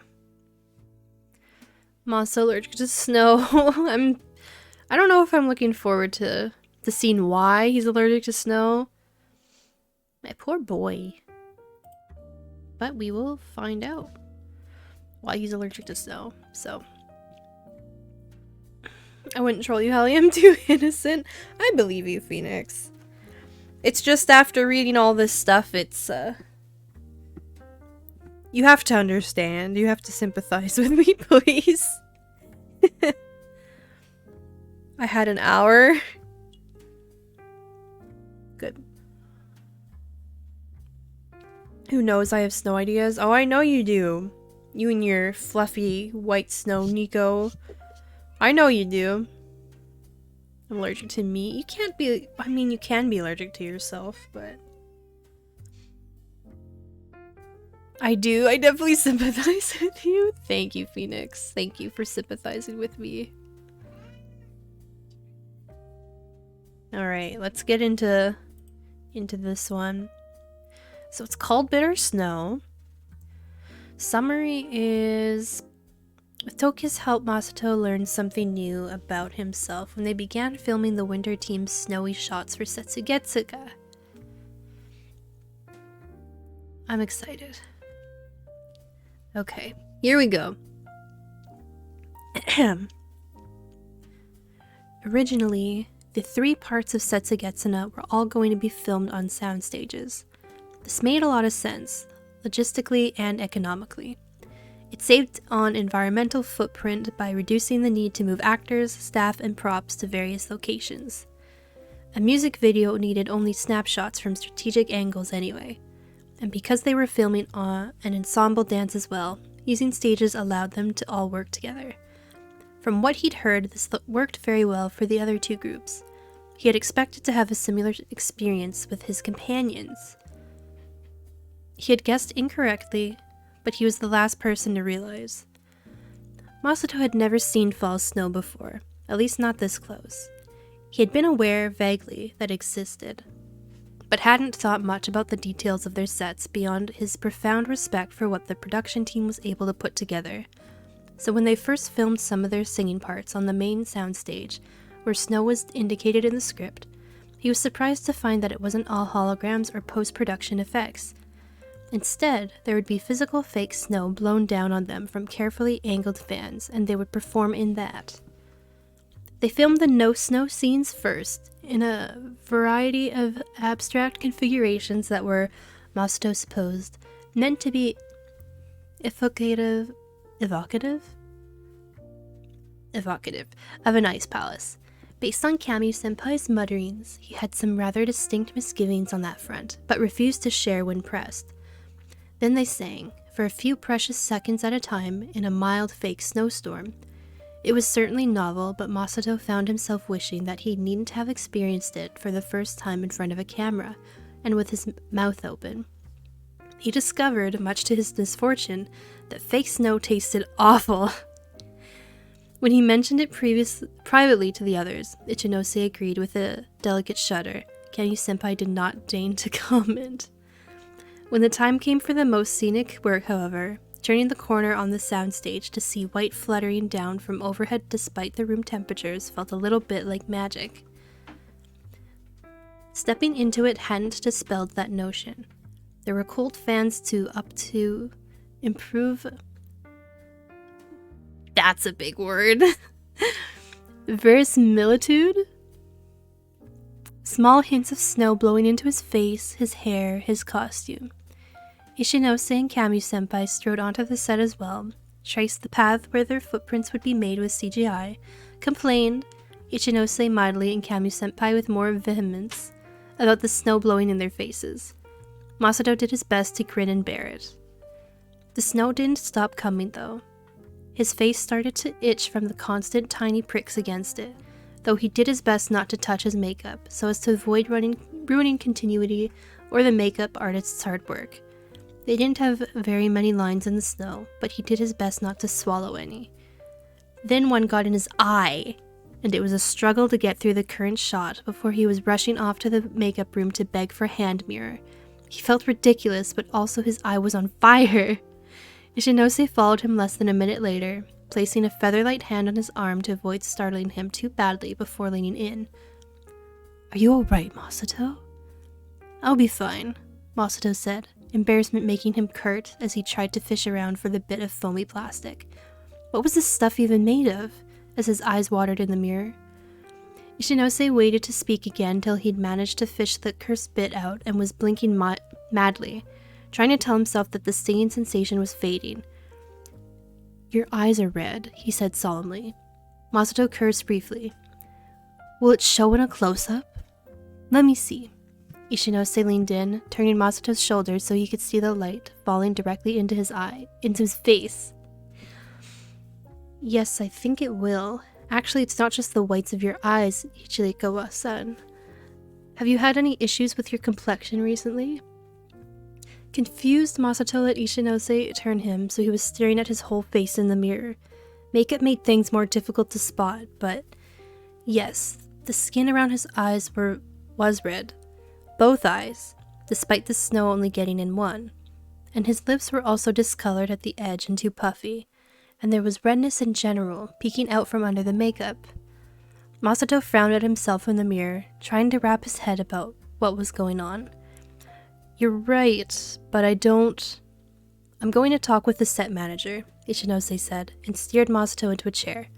Stay here. The set director arrived a moment later, along with several of the makeup artists. Masato was arguing with them that whatever it was should be fixable when one of the on-set doctors arrived. He asked Masato to remove his makeup, took a quick look at him, and sent him home with the diagnosis of an allergic reaction to artificial snow. Masato had suspected that such a thing might be happening from the moment that Ishinose raised his rather pointed questions, but the response was a surprise. He was sure there were tips and tricks for hiding this sort of thing, and was prepared to endure the discomfort for a good take. After all, he'd certainly endured worse hardships in his path to stardom.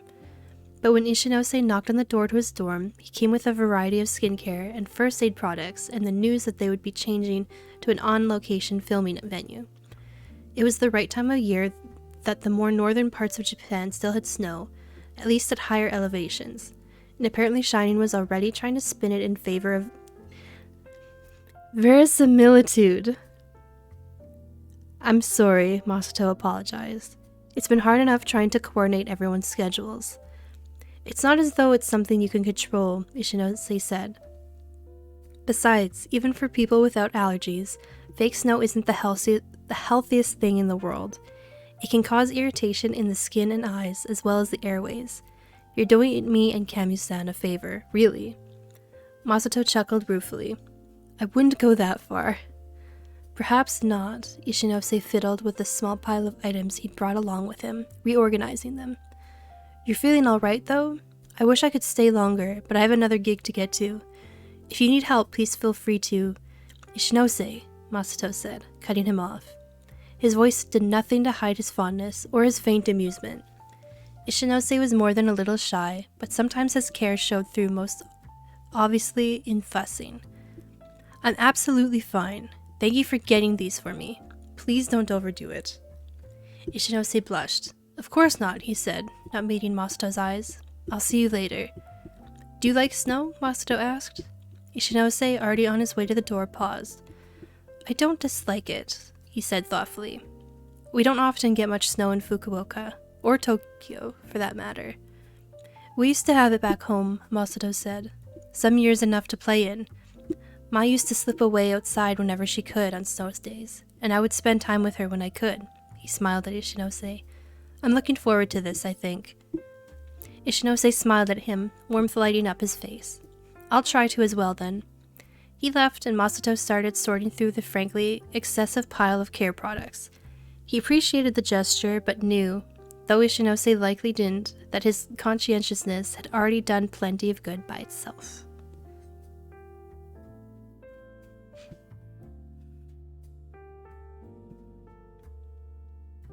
I don't know, I was expecting something kind of dramatic with Masato and Snow.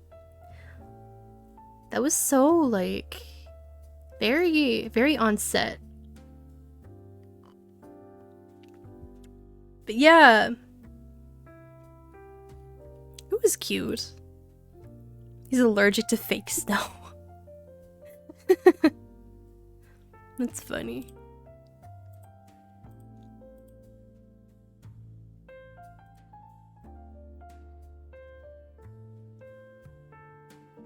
Hallie allergic to the things I like. Stop, King Khalil. I'm not. What if Nico opens up her coat and Hallie climbs in? Ew, gross. Where's the PNG of you? I decided not to put it on this stream. I'm just using Ellie instead. Because where would I put it? Like, no matter what, it would just be in the way. So, yeah. But yeah, that was nice. Nice little read. A lot of big words. a lot of phrases and stuff. It was good. I like original resonance. Oh, I was hoping he'd have to be in a hamster ball. Why? Yeah, lots of big words. Yeah. The writer is obviously a writer and knows words. So it's impressive. Thank you very much for the submission, Phoenix. Thank you very, very much. The writer's a writer. Yeah. They're definitely a writer, don't you think so? Of course, a break from the trolling. Yes, very needed. The break was needed. The break from the trolling was needed. Oh, that was good stuff.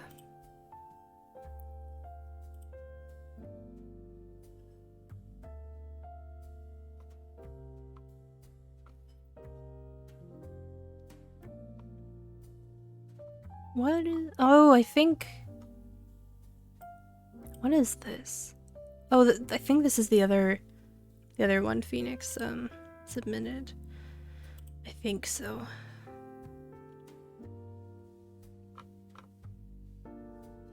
Maybe not, actually.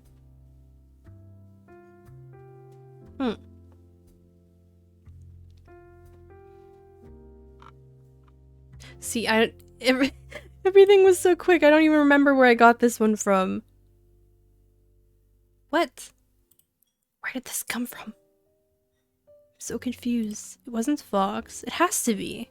It has to be. I'm so confused. I write a lot of stuff, but I have no idea what that big word means at all. I remember all 7 I added. All 7! Oh my god. 1, 2... Oh yeah, it was... Yeah, okay. It was you. It was you, Phoenix. I don't know who these characters are or anything, but... It's 9 pages?! I did not see that. Oh my god. Don't make me read 9 pages. I need to read... Actually, I'm gonna find Pits, I think. Okay, let's open this. So much writing. Oh my god, Pit, you really wrote it. Wait, so I only have to do... Oh, this is like... Huh.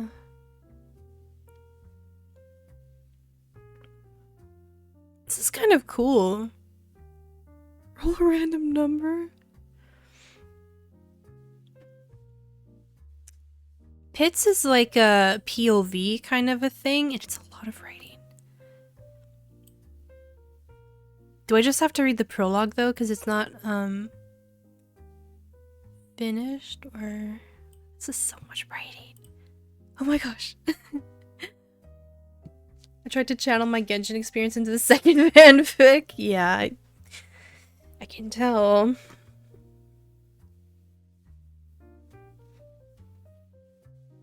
Do it how you want. You could read all of it, it's up to you. At least go to chapter 1. But there's Pit! There's... Pit! There's a chapter 1A. And then a chapter 1B. So what do you mean chapter 1? What exactly do you mean?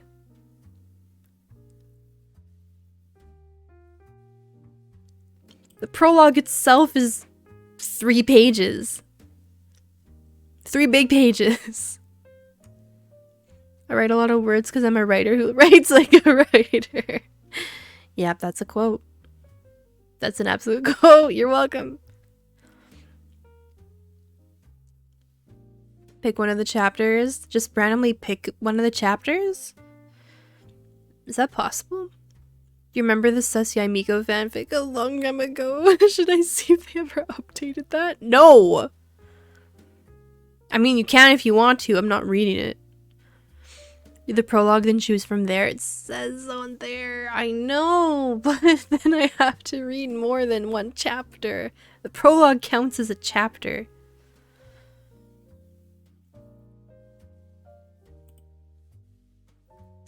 I'm going to read, I think, Takeshi's in the meantime, while we decide on what we're doing here. God. Ah, right. I'm not. Mr. Khalil also wrote a little extra about Mario. I'm not reading that. I'm not. You cannot get me to read that. Thankfully, Takeshi's is also exactly like King Khalil's. Is that a good thing? No. But that's where we're at, so. Maybe if you read it how it's supposed to be read, you'd know. Pit? Are you giving me sass?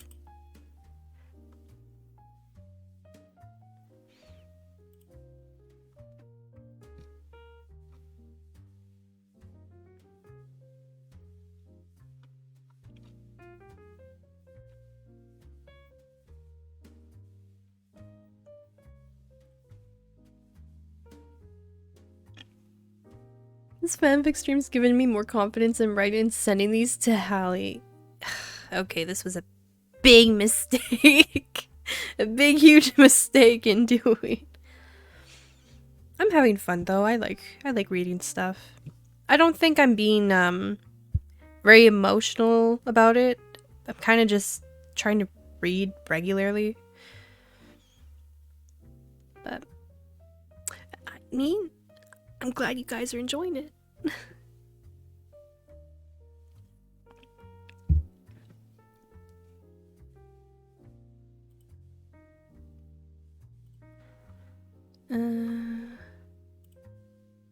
Oh, this one. There we go. Why is the text so tiny? Okay. So, let's click on this one. Yep, this one. And yes, I have to alter it. Of course I have to alter it. Why wouldn't I have to alter it?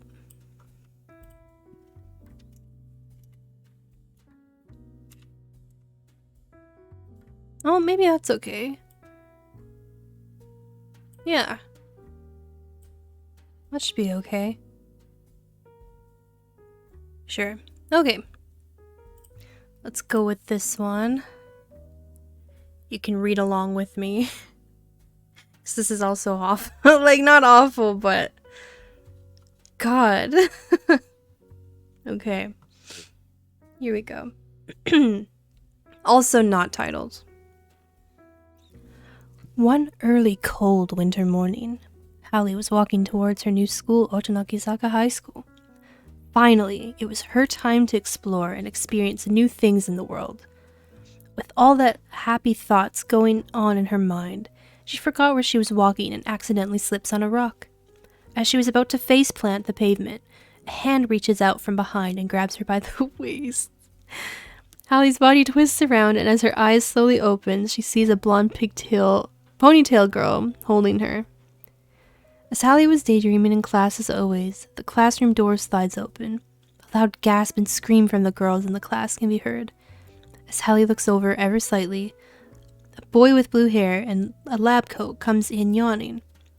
As the classroom was filled with "wow" over the man, a hand smack on the table was heard.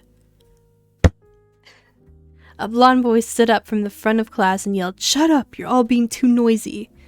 The blonde boy turns around and points at the blue hair and says, "You're late again, Shiki." Shiki brushes his messy hair and looks at the blonde boy and shrugs. "It's fine. Being late won't fail me anyway. Stop being so uptight, Ellie." Maybe I should say it's Eli. Eli crosses his arms and sits back down, pouting. Hallie's gaze was still on Shiki while he was walking towards his seat next to her. Her pencil rolls off the table and falls. As Hallie reaches down to grab the pencil, her hand was then touched by another hand. She looks up and locks eyes with Shiki. Shiki's eyes were gleaming, and as he picked up the pencil and handed it to Hallie, a slight wind blew in through the open window, and Shiki's hair flows slightly. He gives a smile as he hands the pencil to Hallie. Hallie's face immediately became flushed red, and quickly grabs the pencil and buries her face in her arms. Thank you, she whispered under her breath. In her mind, she knew that she had just witnessed an angel in front of her. I don't know what to think about that. But I've read it a few times. So what Takeshi did is he gender bent Ellie and Shiki, which are two of my favorite Love Live girls. And yeah, he targeted me, as the friends do. But that's Takeshi's. So very nice and short and sweet.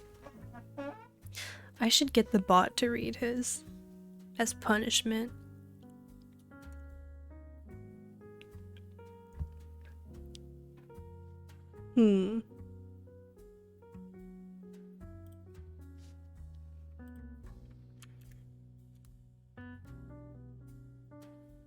Who's gonna read it? Should it be an American? Maybe someone from the UK. Oliver? I sat on the bench, Yep. I sat on the bench, Stop. staring out at the vast No. ocean before Stop. me, and couldn't help Stop. but feel overwhelmed Stop. with emotion. Stop. I had always loved Stop. the beach with its calming Stop. sound. I sat on the Stop. bench, staring out How at do the you- vast ocean how do you before me, stop? and couldn't help but Stop. feel overwhelmed with Stop. emotion. Stop. One early Oh my gosh. Okay. So, Oliver's gonna read this. That was something. Okay. Here we go. One early cold winter morning, Hallie was walking towards her new school Otanakaizaka High School.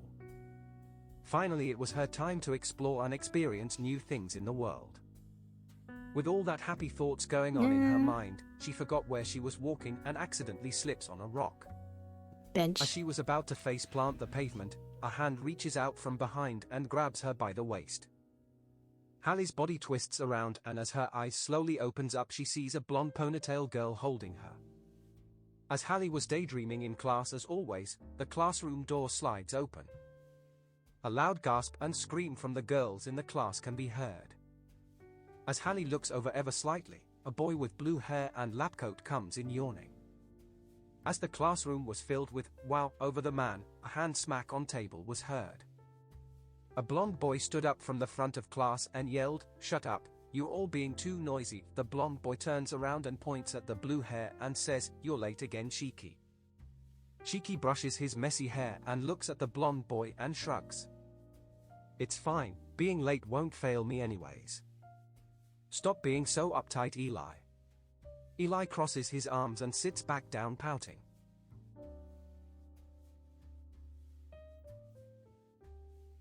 Come on, Oliver, keep going. I'm intrigued. Why did he stop?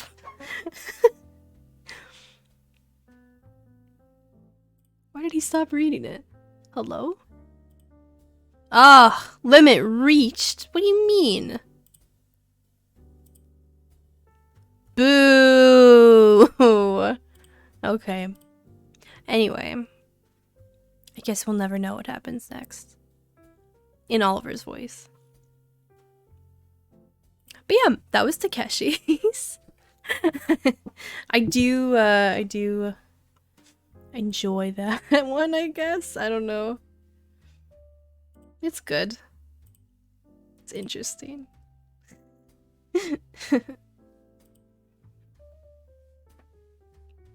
We'll never know what happened. We'll never know if Hallie actually saw an angel. Although it says here that she did, but nobody knows. Okay, Let me mark that one. What a good bench fanfic. What does that mean, bench fanfic?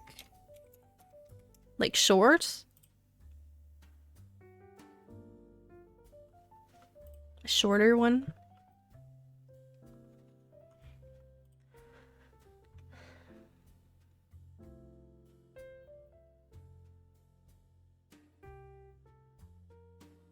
I can't believe how serious this one is.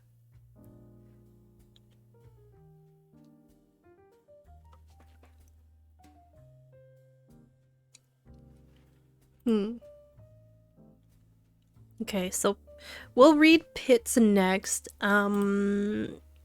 Depending on where we go, I guess. You guys can decide if we continue or if we pause or if we stop and go to another one. Let me just open up this one.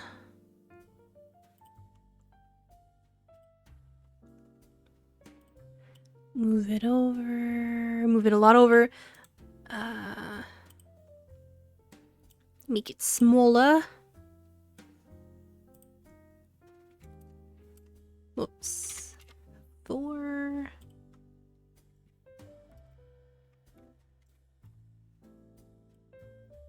Is that maybe a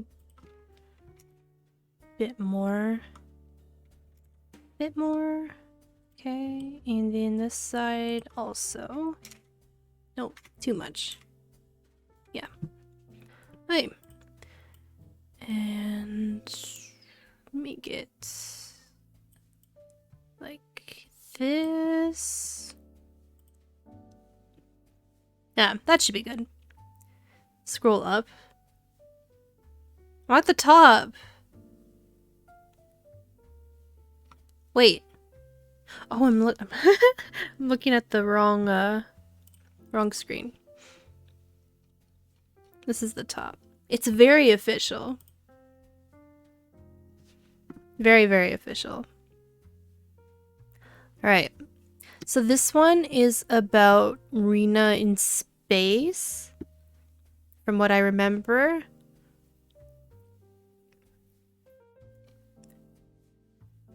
Or, wait, no. Well, Rena's in it.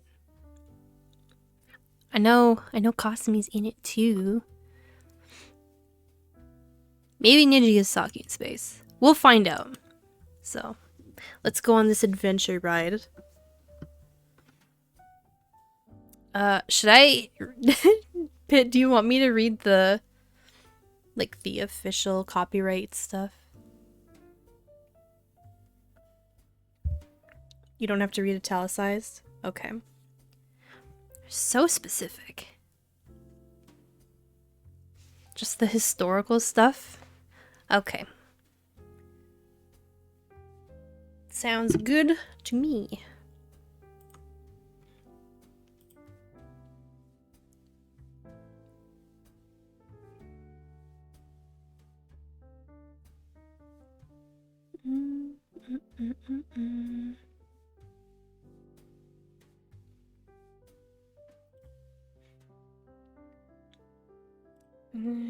Okay. Alright. Pitt didn't write a fanfic, they wrote an actual book. Literally, he wrote an actual book. It's 11 pages long. It's 11 pages long. Hey, where'd everyone else go? They probably fell asleep because people tend to fall asleep when they... I know Brandy fell asleep for sure. That's what happens when you have like a reading stream. If you have a certain kind of voice, you just fall asleep. I don't know. But here we go. Back cover blurb. The year is 3002. Humanity has been a prosperous fit. What? Okay. Humanity has been a prosperous space-faring civilization for approximately 650 years now.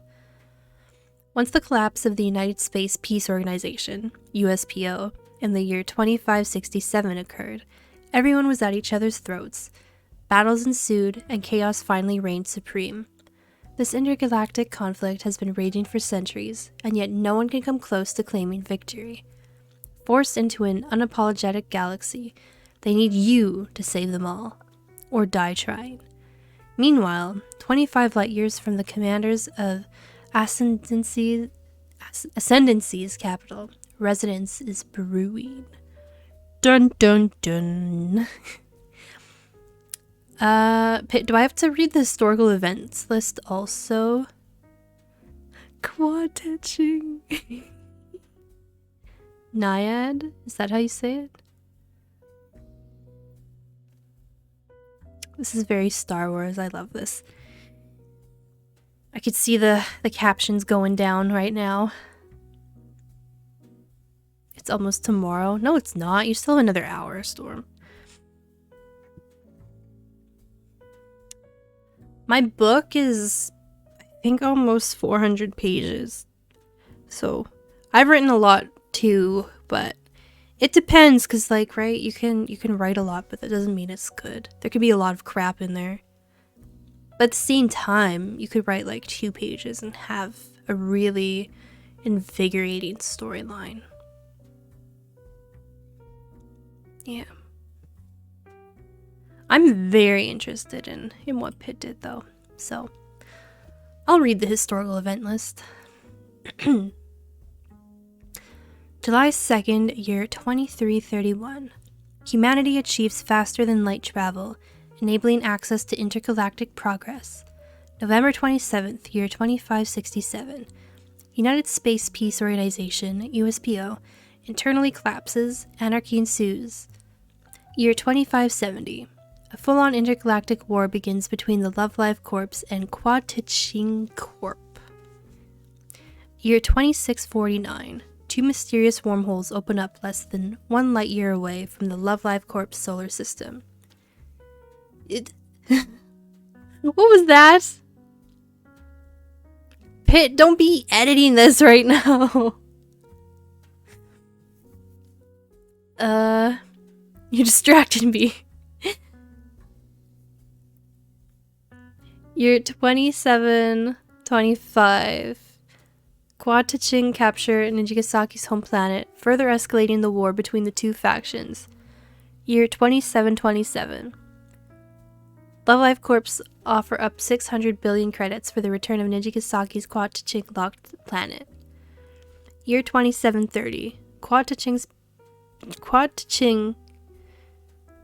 Quad-Ching bans all Love Life commodities, and every other faction follows suit. Year 2882. Quad-Ching Naiads dictators and the Galactic Persian Confederation publicly announced forming the anti-idol Radical Artificial Intelligence-driven conservative company Core. That's a big acronym, Pitt. The big acronym. Year 2978. The Commanders of Ascendancy, COA, publicly ally with the Independents to stop the Arid Triple C. January 26th, year 3001. Intergalactic Permanent Peace Treaty, IPPT, fails to pass by a difference of 2 votes. December 22nd, year 3002, is the current day. Alright.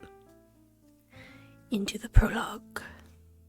Love Life in Space, the prologue. You nod at the COA guard and he opens the door. Welcome to the debriefing room, he says, as the door closes behind you. Hello, you stammer, realizing it's only you and the general in the meeting room. Let's get down to business, the general says angrily. After talking to the general for a while, the meeting begins winding down. You're the only soldier that can do this. We need you to rendezvous with one of the Love Life Corps leaders. This war has been raging for far too long. You'll find your destination approximately 25 light years away. Use your galactic map to plot your course. We'll need you there in exactly 7 days. The general looks down at the ground dejectedly. Look, we're on thin ice. I want us to side with the Love Life Corps, though I know that choice will weaken our relations with everyone other faction. We don't have much time left, and we're nearly out of options. This is the last opportunity we are going to get. Sir, yes, sir. You salute and swiftly exit the meeting room. 7 days later. I don't know how do you sound? How do you do the SpongeBob thing? Like what is the accent? 2 hours later. 7 days, I don't know. 7 days later. Hey, everyone's been talking about you. I've been waiting for your arrival, a voice states. You spot a short gray-haired girl in the distance, running towards you at full speed. Hi, how's life been? Kasumi says, a massive smile on her face. Oh, not too bad. You momentarily wince at the pain from your leg surgery from only 3 days ago, and the pain quickly fades. Whoa, looks like you've been busy. Kasumi flashes a worried look on her face, as if she's feeling your pain. I'm fine. Really. You and her exchange pleasantries for a couple more hours before she takes you to the designated meeting place, planetside. Before arriving, you receive a communications message from your general.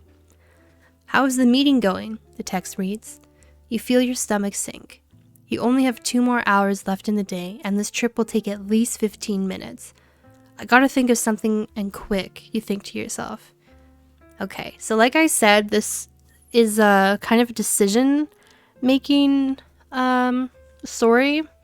So you guys can decide with me. I'll make a poll for like 20 seconds or something. So the options are... You're not supposed to reveal the results.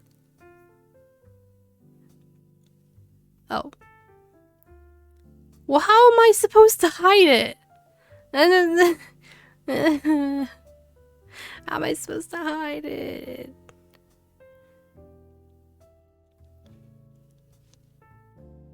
There's a line. Well, my bad.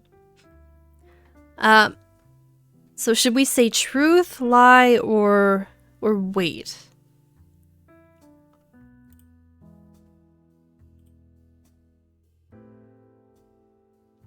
I can do a poll, but I feel like can't see. Oh, what the? I'm looking at so many screens. Is this down enough? Yeah, I guess so. Little more. Yeah.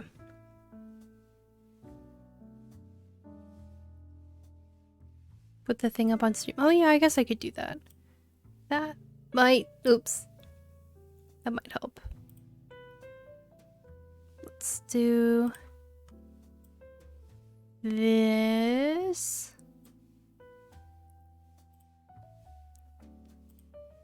Yeah. One or the other.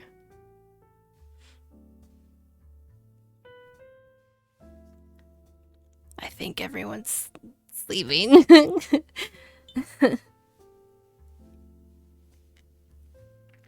Well, I'll test that theory. Let's do a pull. New pull. What should our response be? A truth, B lie, or C wait. You can use channel points. I'll put it up for 2 minutes. Let's see. See if anyone else. Hallie shout wake up. No, I don't want to do that to people. I won't vote. Yeah, that's okay. It makes sense. I mean, you're the one who made it, so it wouldn't make sense for you to vote. So, we shall test the masses.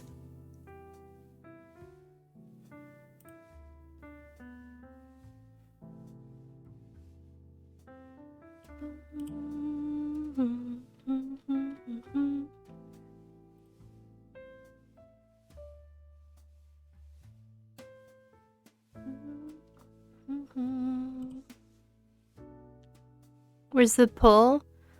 You should see it at the top.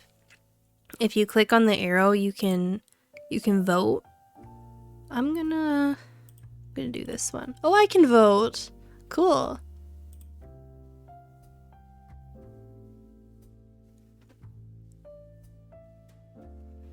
Theoretically, there are 8 others that could vote. Theoretically. Not really, because I think they're lurking, so. And I'm pretty sure Storm passed out, so. I don't see it. What do you mean you did? Phoenix, try refreshing your page or open the stream like on a different page and see if you can see it there. There's still a bit of time to vote, so you should be okay. Hopefully. You see it? Nice. Oh, was it too late? Or wait. Oh, maybe it was good. Oh yeah, okay. So we're gonna wait. I voted for lie, so... Okay, so... Gonna vote based on what I do in real life. That's fair.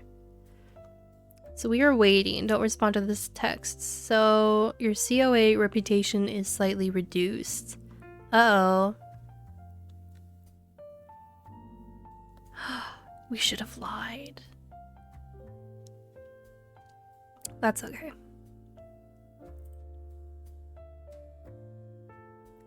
Three votes is a good amount. I think so too. Unless you, I mean, if you count mine, or if you don't count mine, then it's 2. Anyway. Alright. After a short warp, you and Kasumi exit her escort starship. This is the starship landing pad, specifically installed for idols of Nijigasaki High, she explains. Did you build this, you ask? Noticing a festive string of lights flashing red and green. Even though I would like to take the credit, no, I did not build this. Although many of the decorations were designed by the club. Rinako did most of the lighting work, and we hired a team of construction workers to do the rest of the pad. Kasumi begins rambling about how she did most of the work, despite the contradicting what she said, what she stated earlier. Yeah, that's Kasumi. Oh goodness, it's already 10:30. Quick, we have to go to the club's meeting room. Kasumi reaches to grab your hand, but hesitates and decides not to. Both of you rush off to the landing pad and run to the building. Hurry, Kasumi yells, running behind you. After a few moments, she instructs you to go on without her, saying, Wait, I forgot something on my ship. You continue to sprint toward the end of the hall. Unable to stop, you crash through the door into the Idol's club room. No one is hurt, but everyone in the room stares at you with various confused looks. A pink-haired girl is the first to speak up. Hi, Ayumu says. Who are you? Everyone in the clubroom begins whispering to one another. You stare back at Ayumu blankly. What do I do? So we can decide to explain. I'm here as a diplomat to settle the ongoing conflict. I was told to come to this room by Kasumi. I didn't see the door because I was looking back at her. She said something to me. Or we can wait and say nothing, or we can leave. This was a mistake. Oh. Oh.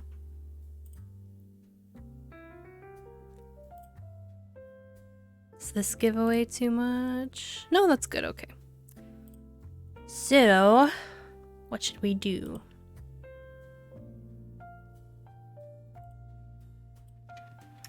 What should we say? A. Explain. B. Wait. Or C. Leave. I'll put it up for 2 minutes again. So let's see.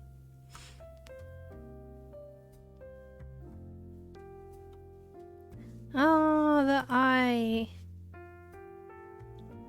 I love the eye hype emote. It's so cute. I feel strange. Why do you feel strange? Like for reading your fic? Thanks for reading this, by the way. Thank you for making it and for putting so much putting so much effort into this, Pit. Like you went above and beyond the effort.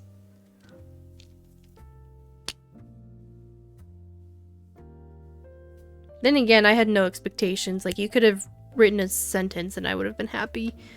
But this is crazy. This is just, yeah. Yeah, there's a new pullout, Phoenix. Do you not see it again? It should pop up like right away when I put it out. It's so weird. Are you voting this time? Oh yeah. Let's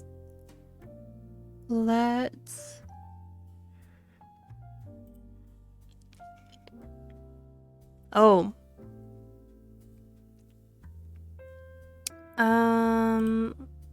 Let's explain. I was gonna vote leave, but I think that wouldn't have been good. Wait, Pit, did you vote? Oh, Storm is Storm, you didn't. Well, Ohio gozaimasu. The heck? Why didn't you read any of the options? You're supposed to read the options before clicking buttons. But yeah, I voted again.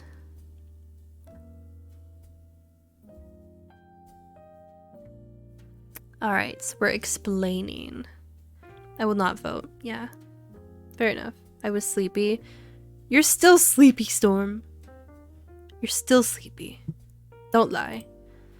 Alright, but the vote is that we're explaining.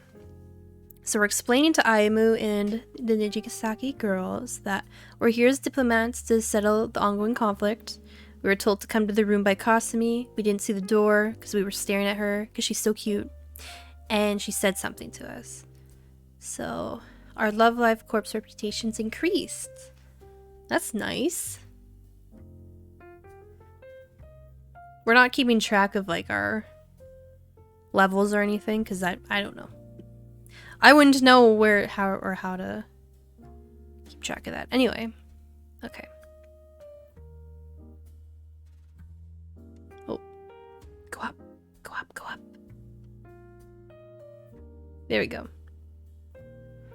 Polls hate me. I guess so, Phoenix. You could count it as a score, I guess. I guess. I guess so. Wait, so the COA's highest ranking general sent you here to talk with us, Ayumu says? Yes, I was instructed to ask your corpse if you guys are willing to create a pact with the COA. In the distance you hear faint yelling. Wait for me, Kasumi shouts. After a few moments, she enters the clubroom, panting profusely. Phew, what a workout. Hey, I found the item I was looking for, and you dropped your transmitter. There are a couple of notifications on it. Something about an unexpected pirate attack. You quickly swipe your transmitter, nervous about what Kasumi had said. There are 3 voicemails, but only time enough to listen to one. This meeting needs to get taken care of after all. Give me a moment and there's some business I need to take care of. You quickly step out into a nearby room away from any company. Okay, so this one, we can either play audio from your general, play audio from the news, play audio from an independent source, or play no audio. Okay. So let's do another poll.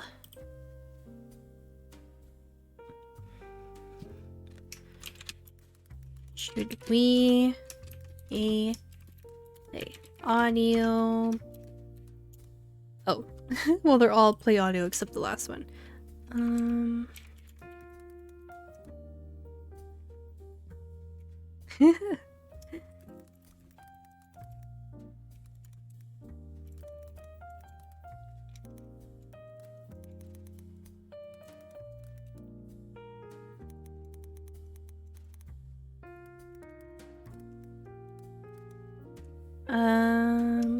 Play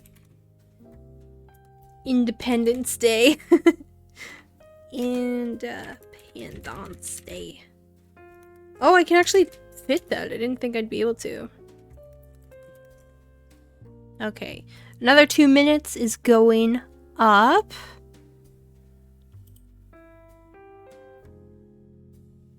You guys can go and vote. Sorry for making so much. No, that's okay.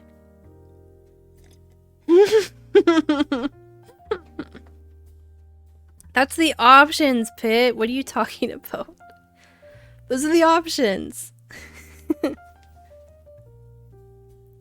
So either we can play audio from Gen Z, we can play audio news, which is sus, we can play Independence Day, or we do nothing. I'm gonna do this one. I love these options. I'm so glad, Sammy. I'm very glad you're a fan. I'm also a fan. The easiest options. Well, I don't know. I'd like to click all of them, honestly.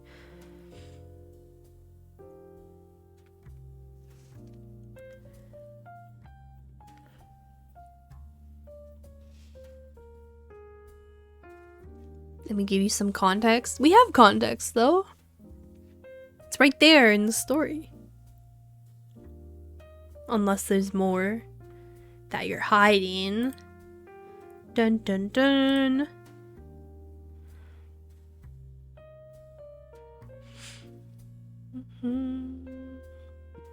While we're waiting for people to vote, do you guys have any plans for the weekend? Or doing anything tomorrow? Or Sunday? Or Monday or Tuesday or Wednesday? Anything you're looking forward to?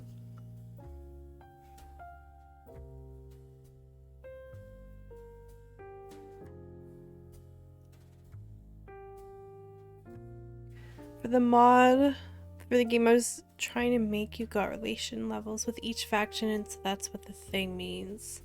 That's what the thing means. The thing. Spending time with my boyfriend like always. Oh, yeah. Saturdays is the day. It's so cute. I hope you have a lot of fun, Sammy. I know you will, but okay.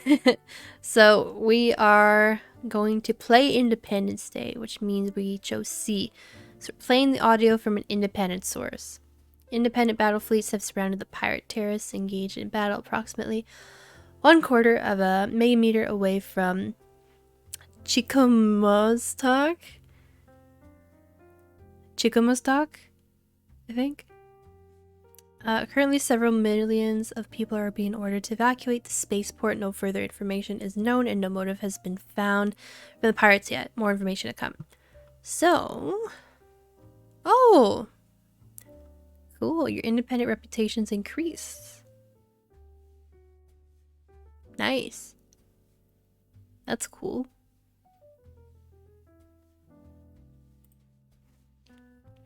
I'll just be here on Saturday spending time doing gamer things.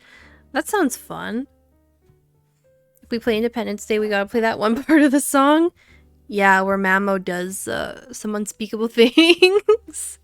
No, you have to watch the live, and then you have to listen to him sing it, and then all that stuff. So, help me play mine. Yeah, true. Yeah. Ugh. I feel like I'm gonna regret this, but you're gonna teach me how to play on expert. Even though I already know how to play custom, and that's the hardest thing you can do, but it's okay. Alright. Oh no, and here I thought this would be easy. You walk back into the club room looking dejected. Taking a peek at the clock, it reads 23:01. I received communications from several sources all saying the same thing. The COA capital is locked in heavy conflict right now. Everyone in the room gasps. Who did this? Kasumi asks angrily. Why would they... In the corner of the room, you notice a shorter, bright pink-haired girl typing quite quickly at her computer. This information seems to have spread fast, and it looks like the pirate fleet is headed for our colonies next. I hacked into their database to discover that. Rina-chan Bordeaux. A red-haired girl speaks up. This is getting quite out of hand. Why can't everyone just get along? Should we call the others? Emma, that might not be the best idea yet. We shouldn't worry them unless the pirates become an immediate threat, Ayumu says. What if they're sleeping right now? Kanata adds. They might be invested in their idle activities, Setsuna adds.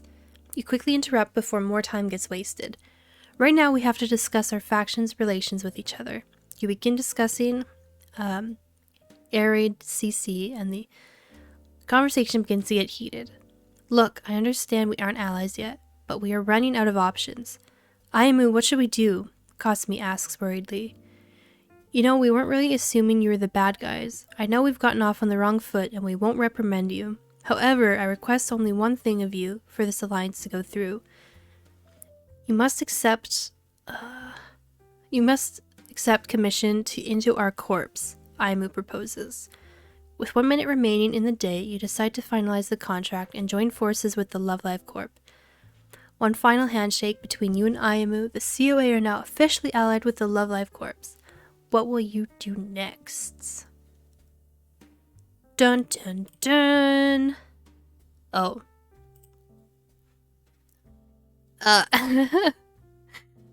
Stick with the Love Life Corps or return to the capital and assist with the pirate onslaught.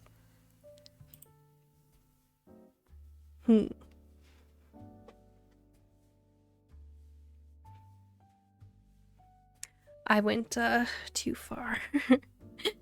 So let's pretend no one saw that. I'm not going to do a poll for this one, but people in the chat, what should we do?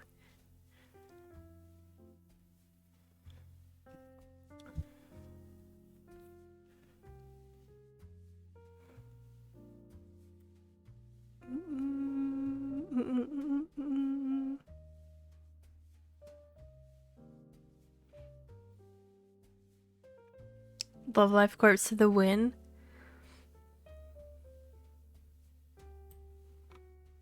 Ooh. So we're sticking with the Love Life Corps. Okay. So, our reputation is increased. The COA reputation's reduced. So we would go into Chapter 1A, which is this one. Now, oops. Now,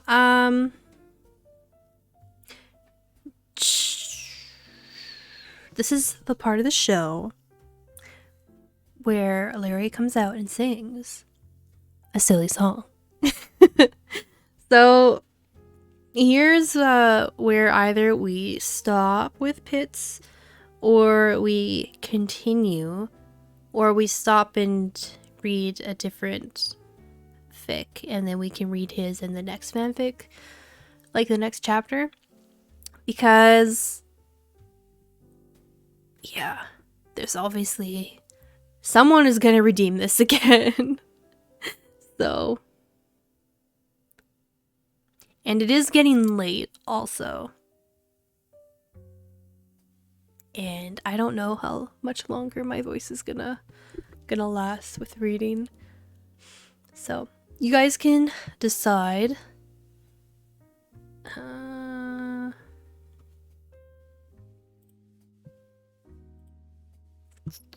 me see.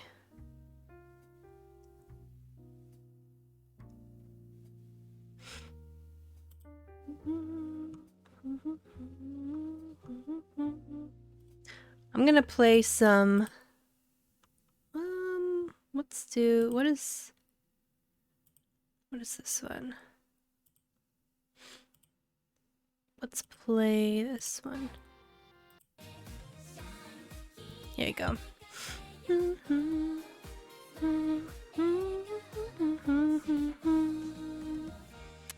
Time to put in a to be continued on this story? Okay. Considering I think Sammy's the only one alive. Besides Pit, I think I'm gonna go with her rule. So, I'll keep this Pit, obviously. And we will read chapter 1A in the next fanfic stream. So, I just want to say thank you again for submitting this Pit. It's very interesting so far. I like how you made it like a novel, like a visual novel. It's really cool. I don't know how you put so much effort into this. But that is that for now.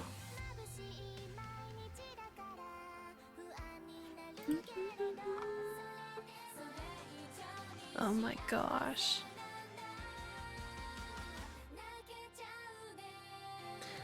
All right.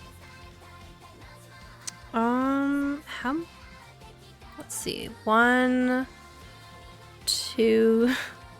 This one, how many pages is this? 1, 2. Okay, that's not bad. That's not horrible.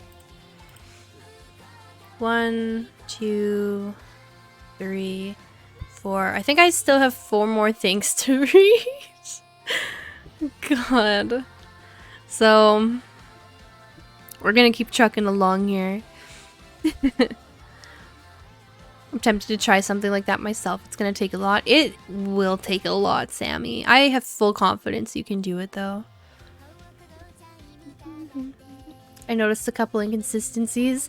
That's why you were still hovering, Pit. Even when you said you weren't going to after. I totally understand that, though.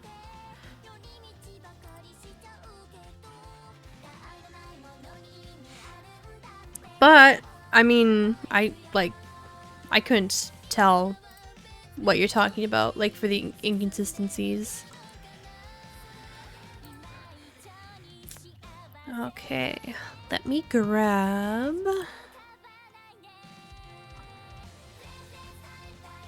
My gosh.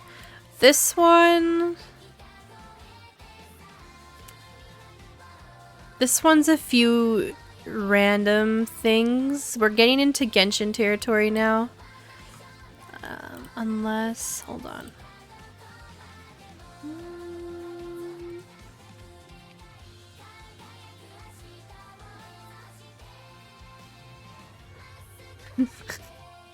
Yeah, we're gonna be getting into a little bit of Genshin. So let's do this. And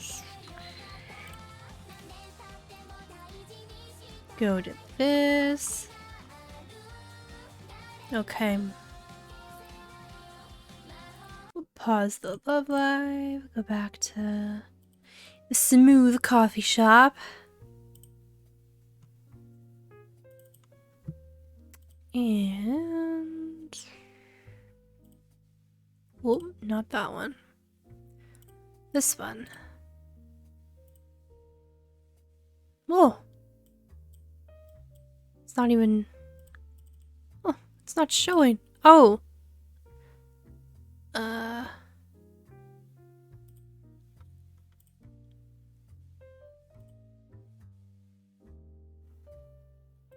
What is happening? I think this one broke. When you gotta go to work. Oh no, Phoenix! Well, thanks for being here and thank you for lurking.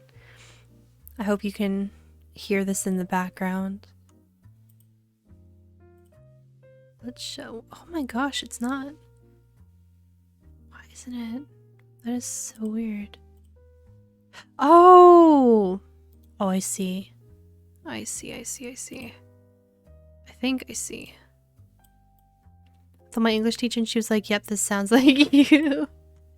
What does that mean?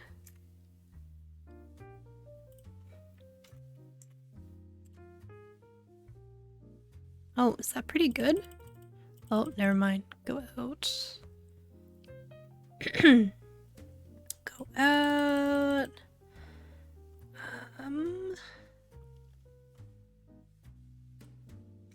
I don't think the top has to be cut.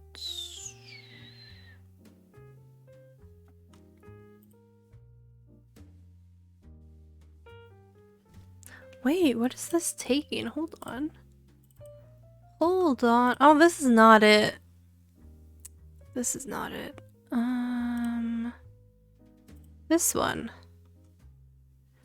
No wonder I didn't know what was going on.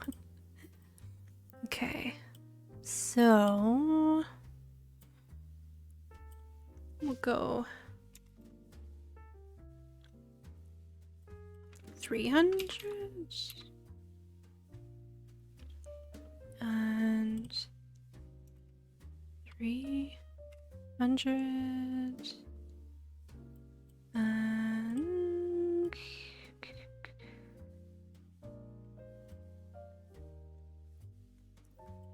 make it a bit bigger.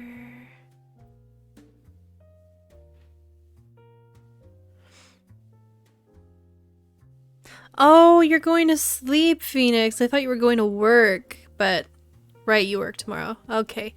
I won't read any of yours. Fine. Next time.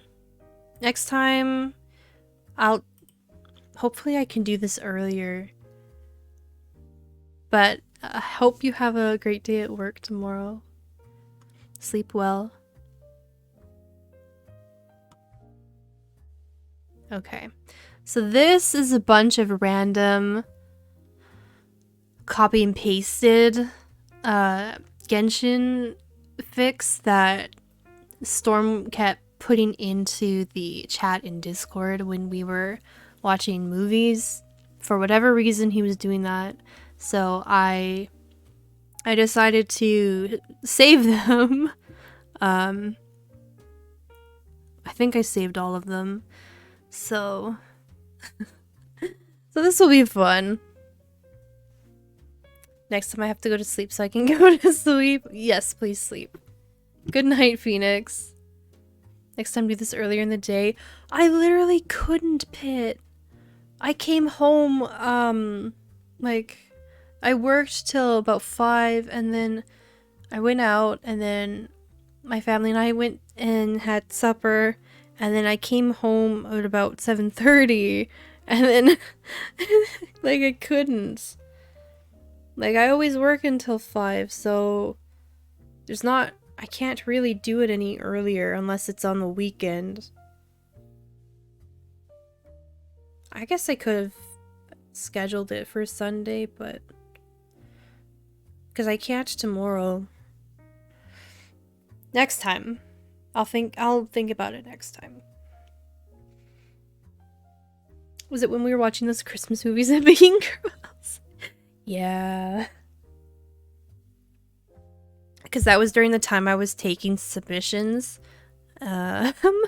So and be more prepared. What do you mean be more prepared? What do you mean? I had everything here, sort of. It's been good. I'm prepared. What the heck? Alright. So this is the first one. It has to do with the twins. So, here we go. And he didn't write these. He just copied and pasted them from AO3, I think. Okay. Ether turns off his alarm and rolls out of bed. He had stayed up longer than he intended to last night. He was up tossing and turning all throughout the night, the reason most likely being that today was the first day of the college he was supposed to be attending with Lumine.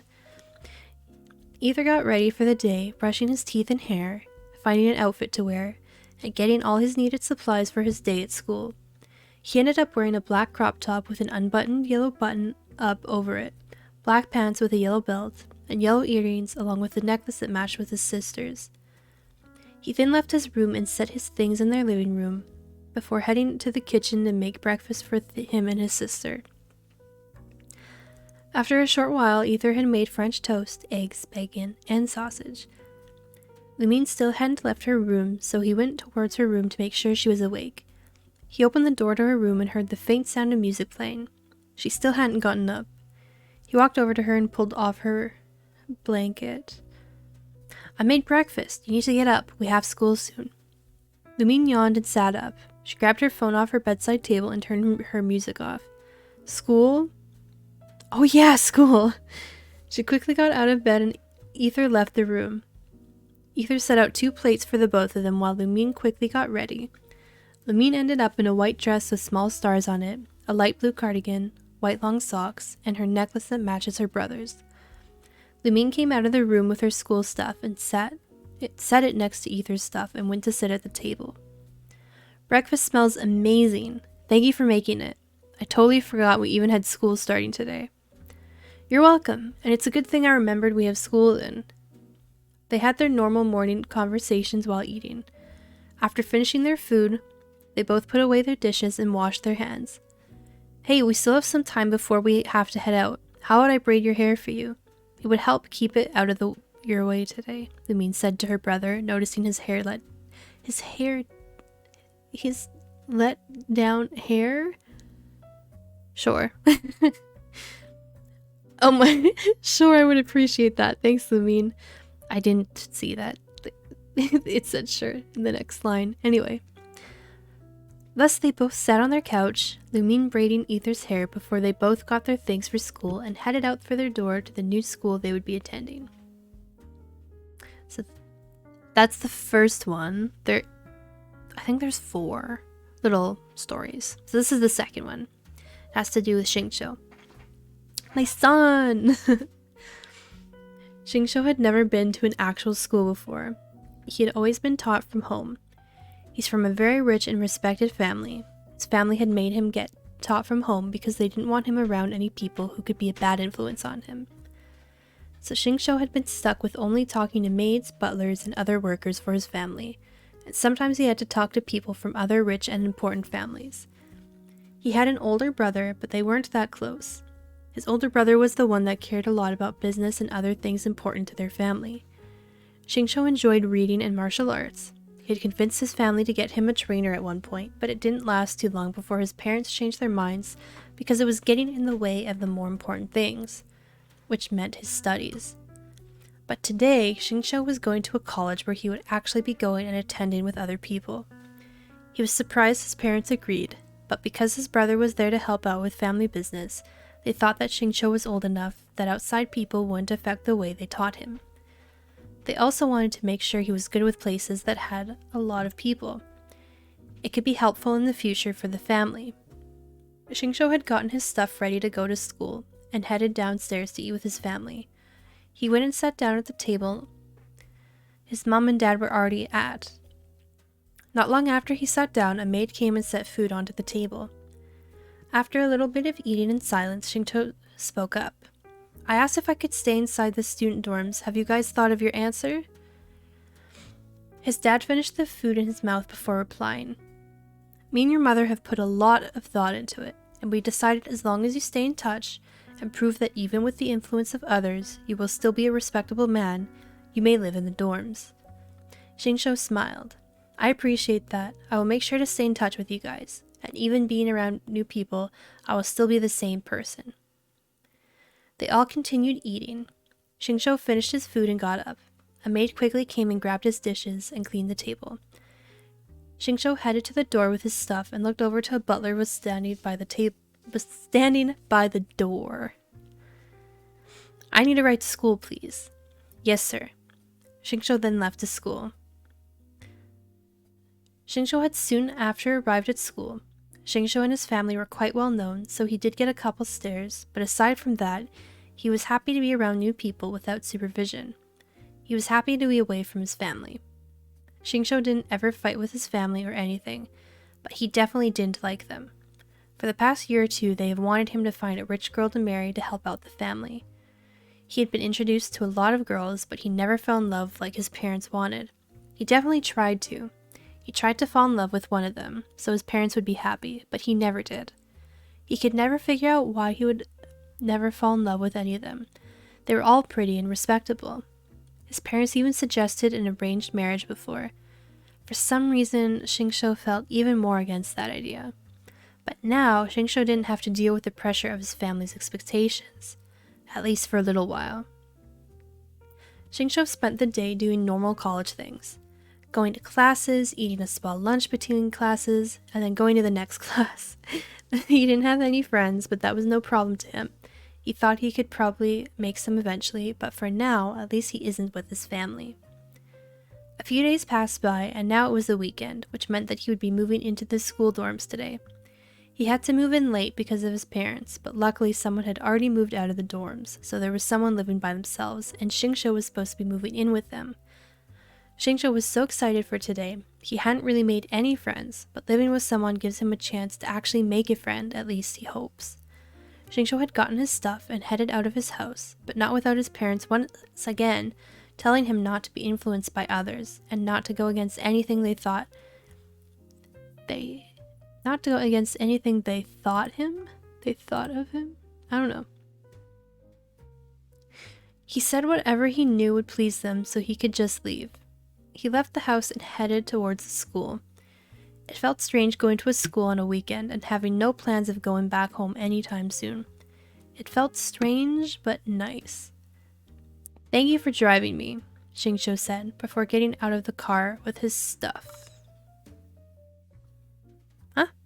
Is that it? Oh, maybe it was just paragraphs.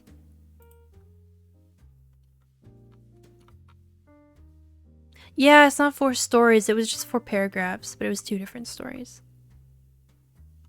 But yeah, I guess the second one's just like a big insight into Xingqiu's life.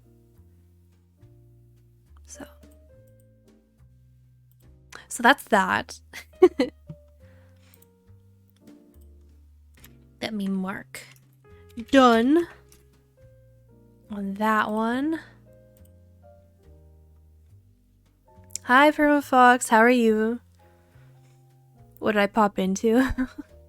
We are reading a bunch of literature that either people who have come in or have been on my channel have submitted for me to read, or they submitted someone else's work for me to read.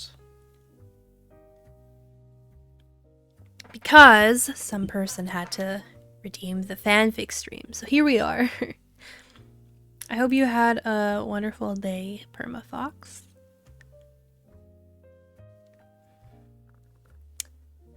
Okay. So technically, I guess I have... Is anyone awake here? No, of course not. Why would they be awake? It is late. It's a Friday night. I don't know. Usually Friday nights are banging, aren't they? Banging with people? Who knows? I guess I'm gonna end off with mine, but we do have one more to read. Again, to anyone who watches this later, if I missed yours, I'm sorry, but you should have been here to remind me. And there will be probably another one of these, because as much as, I don't know. If you were here early on, last year, I would do like a monthly story stream, and I do miss those, but it's just, it was weird kind of figuring that out, I guess, what to do exactly. Like, I could always read a book, but I did like reading the stories in the games like Genshin and Sif and all that, because it's stuff that people don't ever really look at in the games, because you just skip it to get to the current in-game currency. But I mean, for Genshin, there's a lot of stories. Like, there's a literal fanfiction store that you can read stuff. But yeah, so this is kind of going back to that. So I don't mind doing this kind of thing, especially if it's like any exposure for other like fanfic writers. Like this stream wasn't really much of that. It was more so you guys making fun of me. And then a lot of really good material that you guys actually made. I only read one that was referenced. I mean, what I just read, Storm sent in, but he didn't like reference where he got that from, so sorry. Hopefully next time I can read more stuff that's on AO3 and then I can reference the writers, because I think that's cool. I'm always awake. I've just been chilling and listening to this. Sammy, you should not always be awake. What the heck? My Friday's all whacked? Why is your Friday all whacked? What? Hallie, read the fanfic redemption so I can pay for it? What do you mean you could pay for it? What? I pay you in exposure. Oh my gosh. Okay. So this other one is by King Khalil. He just sent it to me today. I am so excited to read it. As you can see. Oh no, this one is from... No, Storm had another one. But you know, he's asleep. I can read it next time. It's okay. No one tell him. No one tell him. Oh, why is it all bolded? What? Why is it all bolded? Get rid of this. Why is it all...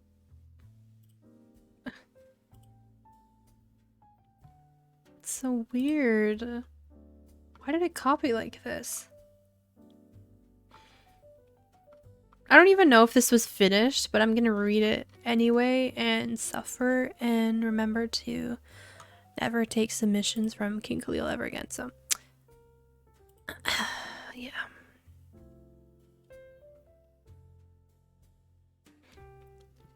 There's only Fish Stream and Katnessa Stream. Re-add it? No! Well... Does it not show? Oh, maybe it's because I didn't collect it yet? Oh, wait, you can... you can see this. Oops. Oh! Why is it showing that already? Oh my gosh. That's crazy. Oh, wow. Speaking of the devils themselves, welcome back, you guys. You've missed so many good stories. Speaking of fanfic, I think I have an old story of mine still. I just gotta look over it again and reread it for myself before showing it to you. I'm very interested in reading it, Sammy. I'm wide awake just for my story. Storm, you have not been wide awake for like... At least... How long have I been streaming? I can't even go and look. Hold on. I've been streaming for almost 3.5 hours. You haven't been awake for like at least an hour. You can't lie to me, fool. I know you. I know this. I know you. I didn't hear that. Could you repeat? I was lurking while playing Overwatch. Oh my god. Well, I'm not repeating. I appreciate you guys submitting stuff, but... oh my god. Especially writing this? How did you write this? I fade in and out of consciousness. I can't even spell consciousness. Okay. Storm, go to sleep. I can read it next time. No, I'm not bullying you, King Khalil. I'm just going to read your second story. So here you go. Part 1. Was this titled? No. Okay. Part 1. Allie got ready for work as she would any other day. She worked at a fine dining restaurant, so while her shift as a waitress was not long, she needed to be on point. She only had 2 tables for the night, so she expected smooth sailing. All was fine until she walked over to the last table for the night. She looked over, and when Hallie locked eyes with number 1 idol in the universe, Nico Yazawa, she could feel her heart skip a beat. Hallie was secretly an idol otaku, and here, and her favorite was the one and only that stood before her.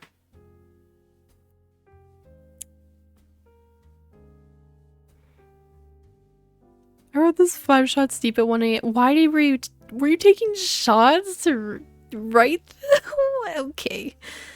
While she could not afford to go to all her live shows, she was an avid collector of her merch and albums. She never expected the idol to come into the restaurant she works at, so Hallie knew she needed to give Nico the best service for the best idol. Hallie was over to the table and said, "Excuse me, Miss Yazawa, what can I get you started with?" Nervously stumbling over her own words. Nico gave her a reassuring smile and said with a wink, "Sparkling water with a bottle of your finest Chardonnay." Nico would never request this. She doesn't even know what fine dining is. She doesn't even know what Chardonnay is. What are you doing?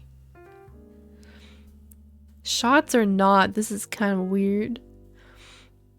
Hallie responded, "I'll get right to that for you." Her idol smile giving her a rebirth of confidence. When she got to the back, she cursed herself for the hiccups she had made earlier. She prepared the bottle and gave herself a slight slap on the cheek to get ready to get back out there. With expertise, she popped the bottle open and poured a glass for the idol, giving her a smile back. She then said, "What course would you like for the night?" Hallie was able to give Nico the best servicing she had ever before, being affirmed by the idols passing towards her. Each pass making Hallie's heart beat harder as her face was redder than the tomatoes served at the restaurant. Seeing this, Nico's smirk grew wider and wider. Hail receiving. Hallie, receiving Nico's card and receipt, went to go ring her up. Seeing what was signed under the tip line, Hallie was astonished, but she knew what she had to do. It is now 1:10 p.m. Part 2. Cleanup was finally finished, and Hallie excitedly walked out of the restaurant. Instead of taking her normal turn towards the train station, she went into the valet parking lot where she saw her idol smiling, waiting for her. And that's that. And that's that. I don't think he ever finished it. This is so, like... Why are you making me read this? Why are you writing this? Why actually are you writing this? There you go. You're not welcome.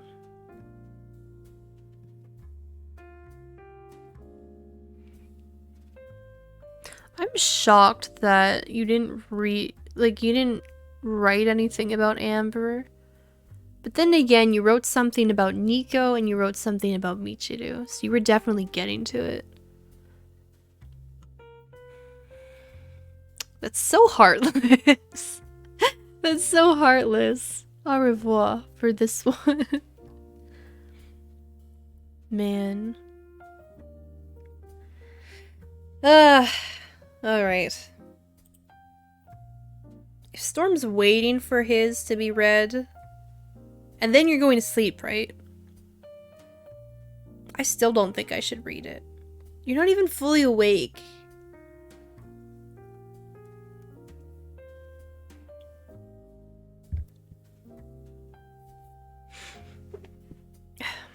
To anyone who's awake, what did you think of that one?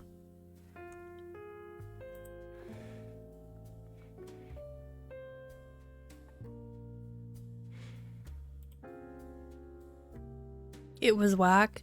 I agree. I also think it was whack.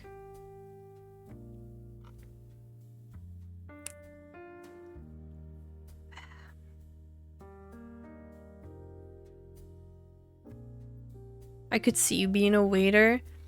Honestly, for a long time, I thought being a waitress would be like my first kind of shindig, but it turned out that it was not. I never was a waitress. Then again, that might be for the benefit of everyone because I'm pretty clumsy. So,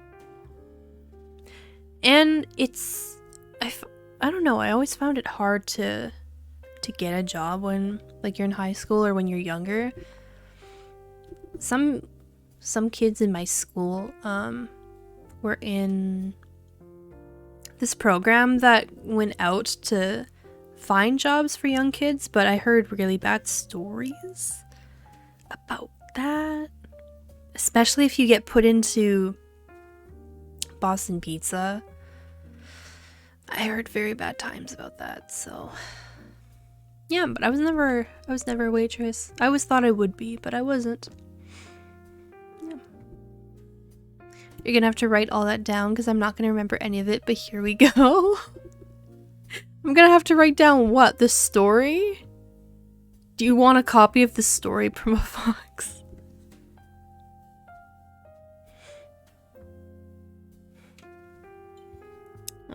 I'm all out of tea. This sucks. It's okay.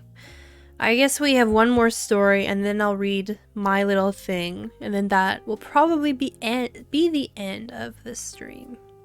So, it wasn't as long as well actually it's felt really long. I guess because I'm doing way more talking and I'm reading a lot. But I hope you guys have enjoyed it anyhow. And anyone who comes and reads it or listens to it, I hope that you can go to sleep nicely and not be flabbergasted on what these people write about me. So, yeah. Hallie becomes non-functional with no tea? Yeah, basically. Look, I need tea to stay awake. It's just how it is.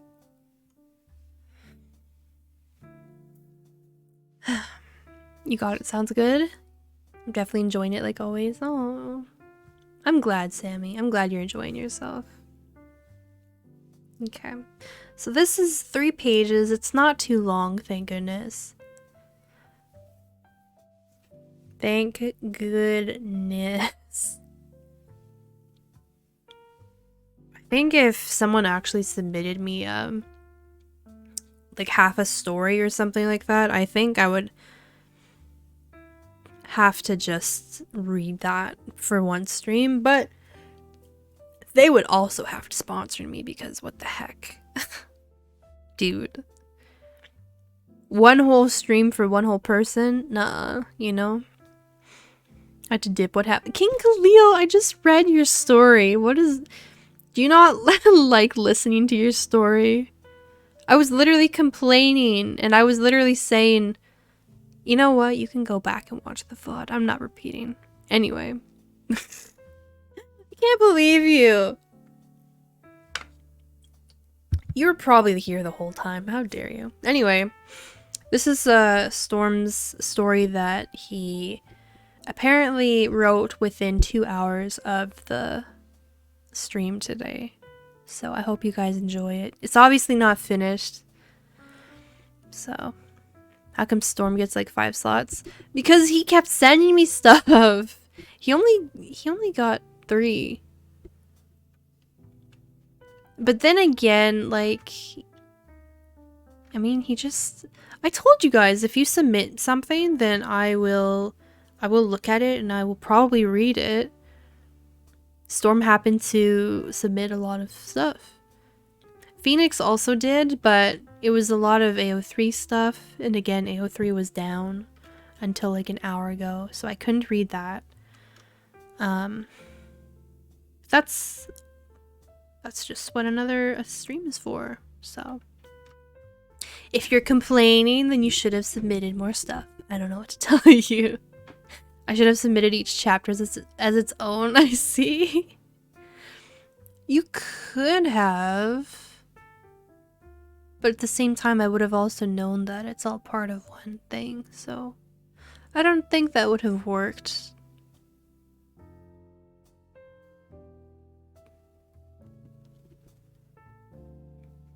Alright.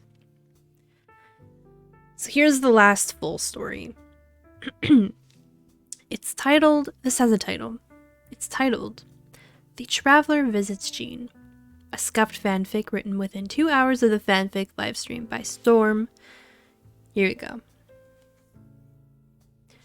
A great storm was raging outside Jean Gunhilder's office as she shuffled through a large stack of papers on her desk. The sky, which was normally as blue and as vast as the sea, was a maelstrom of blacks and grays accompanied by the irregular lightning strike. Taking a casual glance out the window, she thanked Lord Barbados she wasn't out in the weather, the torrential downpour hitting her windows at an angle she thought near impossible. The air was rather stuffy inside her office. She would normally have the window opened, but after the briefest of considerations, decided she enjoyed having her books mildew-free.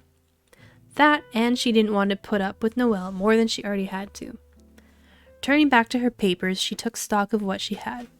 Reports of recent hilichurl activity near Starfell Lake from Rosaria, a lengthy essay on how Mondstadt's wine industry is corrupting the youth from Diona, tax legislation that needs to be rewritten and approved by the end of the day, just another day at the office for Jean.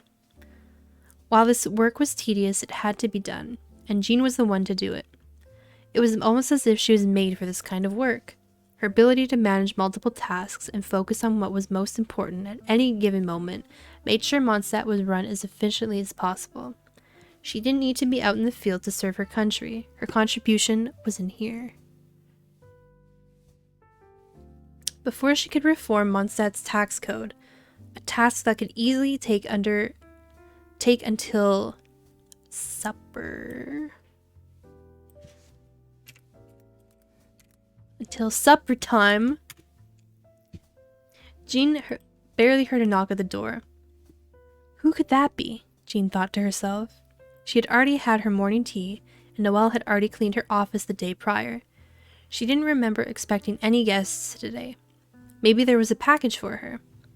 Come in, Jean said in a loud tone. Her room was fitted to be soundproof, except for the door, which only muffled her response. Soon enough, the heavy mahogany door was pushed open, producing a surprising but welcome sight. Before her was the honorary knight Lumine. Honorary knight, Jean said with a large ear-to-ear smile on her face.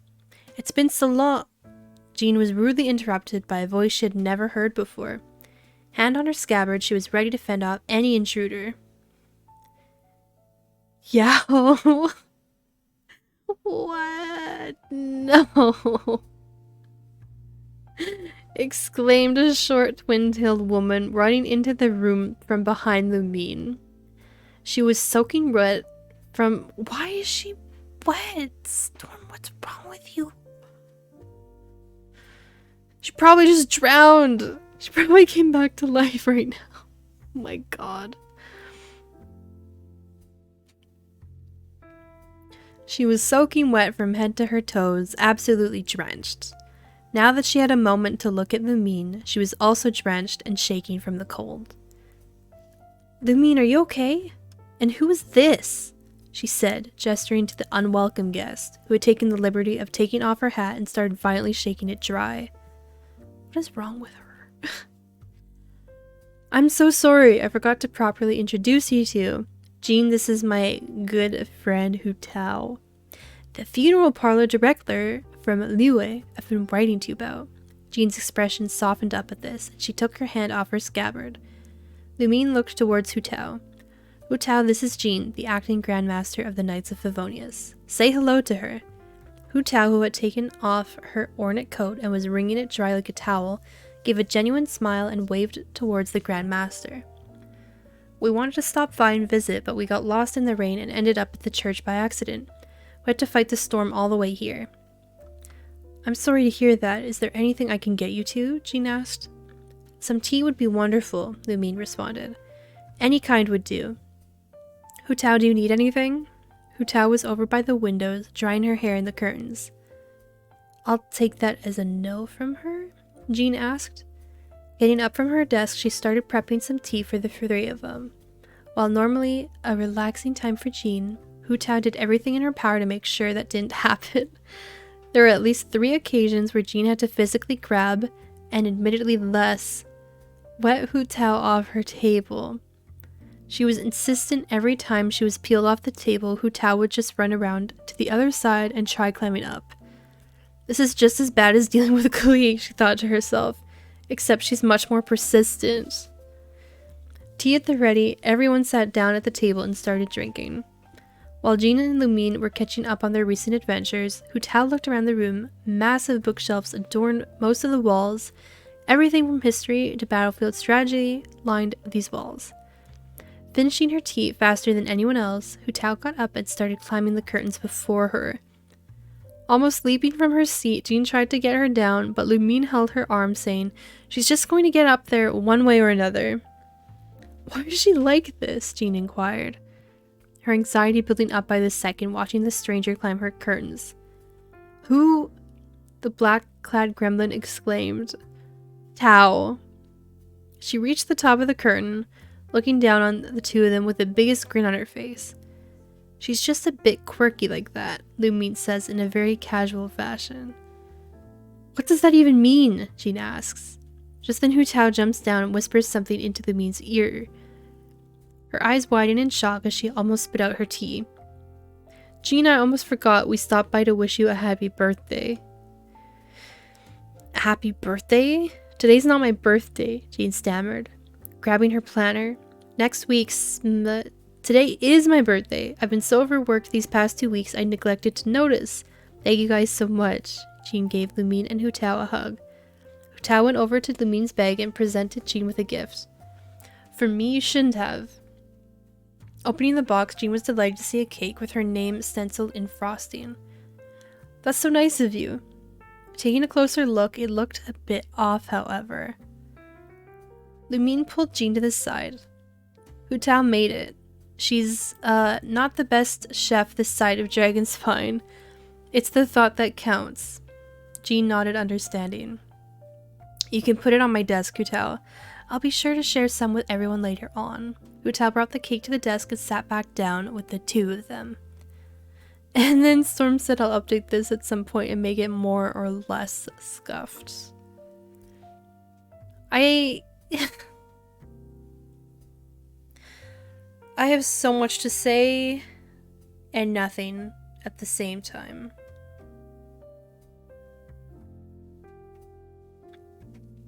Mainly, I could never see Jean and Hu Tao actually interacting or meeting. And I can't see them getting along, but I also can't see Hu Tao being like a massive gremlin and like ruining Jean's office. I just feel like Mondstadt would not be a place Hu Tao would ever be. And she shouldn't be either. But that was The Traveler Visits Jean. Not on her birthday, because it wasn't her birthday.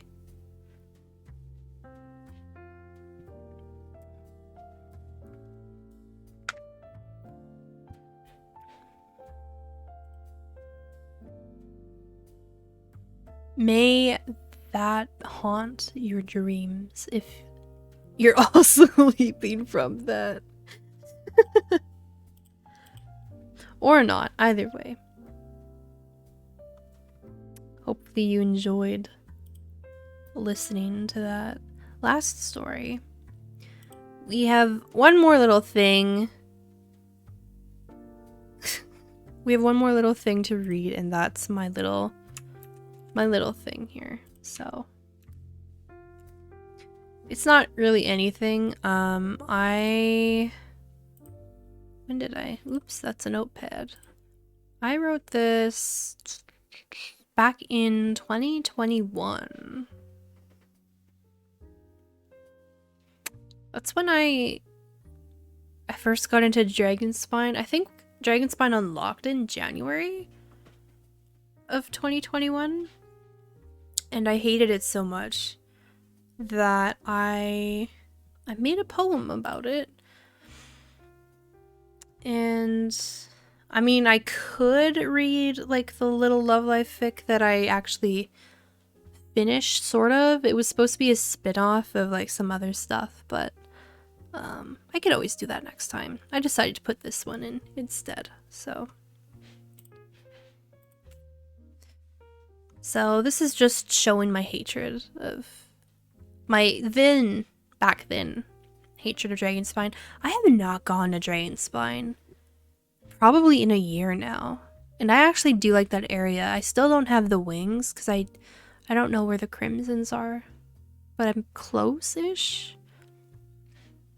Being a Canadian, I guess I kind of appreciate winter areas, but back then, like I said, just having Amber and like a lot of beginner characters and being behind, I can't imagine starting now. We only had Liyue, Mondstadt, and Dragonspine, and I felt so behind. But yeah, those were bad days. I didn't understand anything. But this is my poem, so I just wanted to share it with you guys as the last thing of the stream. So here we go. Dragonspine, oh Dragonspine. Oh, how I hate Dragonspine. My hatred is almost divine. Oh, how I hate Dragonspine. Couldn't finish the Albedo quest. Now I will never know rest. Didn't know how to power up the sword. So I guess I'll just leave with no reward. Yeah. And that's my poem. Because at the time there was the first event I ever did was with Albedo, and you get the Festering Desire sword, and I didn't know what on earth I was doing at the time. I didn't know we had to do all this stuff to get like refinements to make the sword maxed out, blah blah blah. And to this day my Traveler still uses it, and I hope someday I can max it out, if that's even possible. I feel like it's not, but maybe it will be someday, who knows. So yeah, that was my little poem. I'm glad I could finally share it with you guys. Yeah, that was 2 years ago that I wrote it. I was so angry. I was so angry. I still remember being angry. Watch the VOD. Don't worry, next time I drink, I'll write you something about Amber. Please don't. You probably will for the trifecta, but yeah. Thank you for the applause, Sammy. I hope you guys enjoyed being here again. I can now eat the channel points for this stream. So, yay! Very nice, very nice. Oh yeah, I can take one of these fish streams away too because I did that. So now there's only one more fish stream sitting in my wait list, I guess. I feel accomplished. I won't sleep as long as I don't have nightmares involving Rena. Pit, why would you have nightmares with Rena? I feel old. Don't feel old, Fox. I mean, you're always going to be aging. It's a part of life. Dragonspine really do be the worst. Yeah, it's not that great. Okay, so what now? Now I put the microphone back to where it was. It's no more ASMR. No more close reading. So unfortunate, so sad. Now, I guess I'll probably end the stream. Yeah. I've read basically everything. So, I've eaten the channel points. Talked to you guys. The only thing I'll say is, I mean, it is the last stream of the week. I did mention that I might stream tomorrow, because I may or may not have some sort of offer thing, but I don't think I can anymore. I might on Sunday if I'm up for it, but we'll see. Besides that, next week should be, if not next week, the week after, it should be a few streams. There'll be another fish stream. There should be at least 2 Genshin streams next week because I have not done the Archon quest for this patch, and we're going to be getting another patch very soon, probably with more story. So I have to do that. So there's that. I have to stream LLSIF for sure for the Umi event because that's still going on. So there'll at least be 3 next week. I thought I would take a break at some point in January, but maybe not. Maybe I'll do it in February. It's a shorter week, but we'll see what happens. But I also have the 300 followers stream to plan. I need to get more stuff in gear though. So at least I have this nice little background now for any future reading streams. So that'll be fun. Let me see. Oh, Jobasur's streaming again. I don't think I'll rate him though.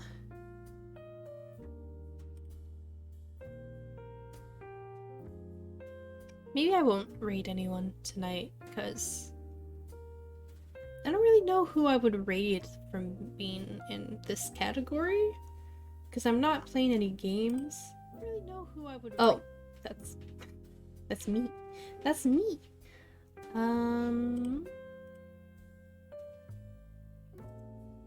Let me just take a quick peek, I guess, at the games people are playing. Oh, a lot of... Oh. Wow. Oh. Never mind. Never mind. Yeah. There's always a lot of people streaming Genshin, so it's not really a thing. So, okay. So, stream-wise, I might on Sunday, otherwise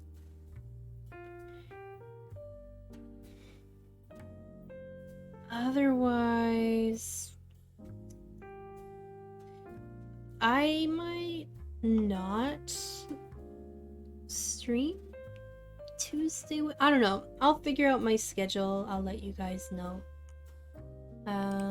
If you're into Udapri, like one of the stories I read, if you're into Udapri, in my Discord, we're going to be doing a listening party on Tuesday and Wednesday in the evening. We'll be listening to a bunch of music, so that'll be fun. But yeah, that's it for me tonight. I hope, again, you guys had fun listening. I had fun chatting with you guys and reading what you submitted to me. Hopefully we can do this again at some point. Probably not this month, because, I mean, we already did one this month. But maybe another point in time. So, if you're on my side of the world, please go sleep soon. If you're on the other side, I hope you're having a good day and a good weekend, and I will talk to you guys later. So, again, thank you for being here. I appreciate you guys, and I will see you next time. Bye. Harasho.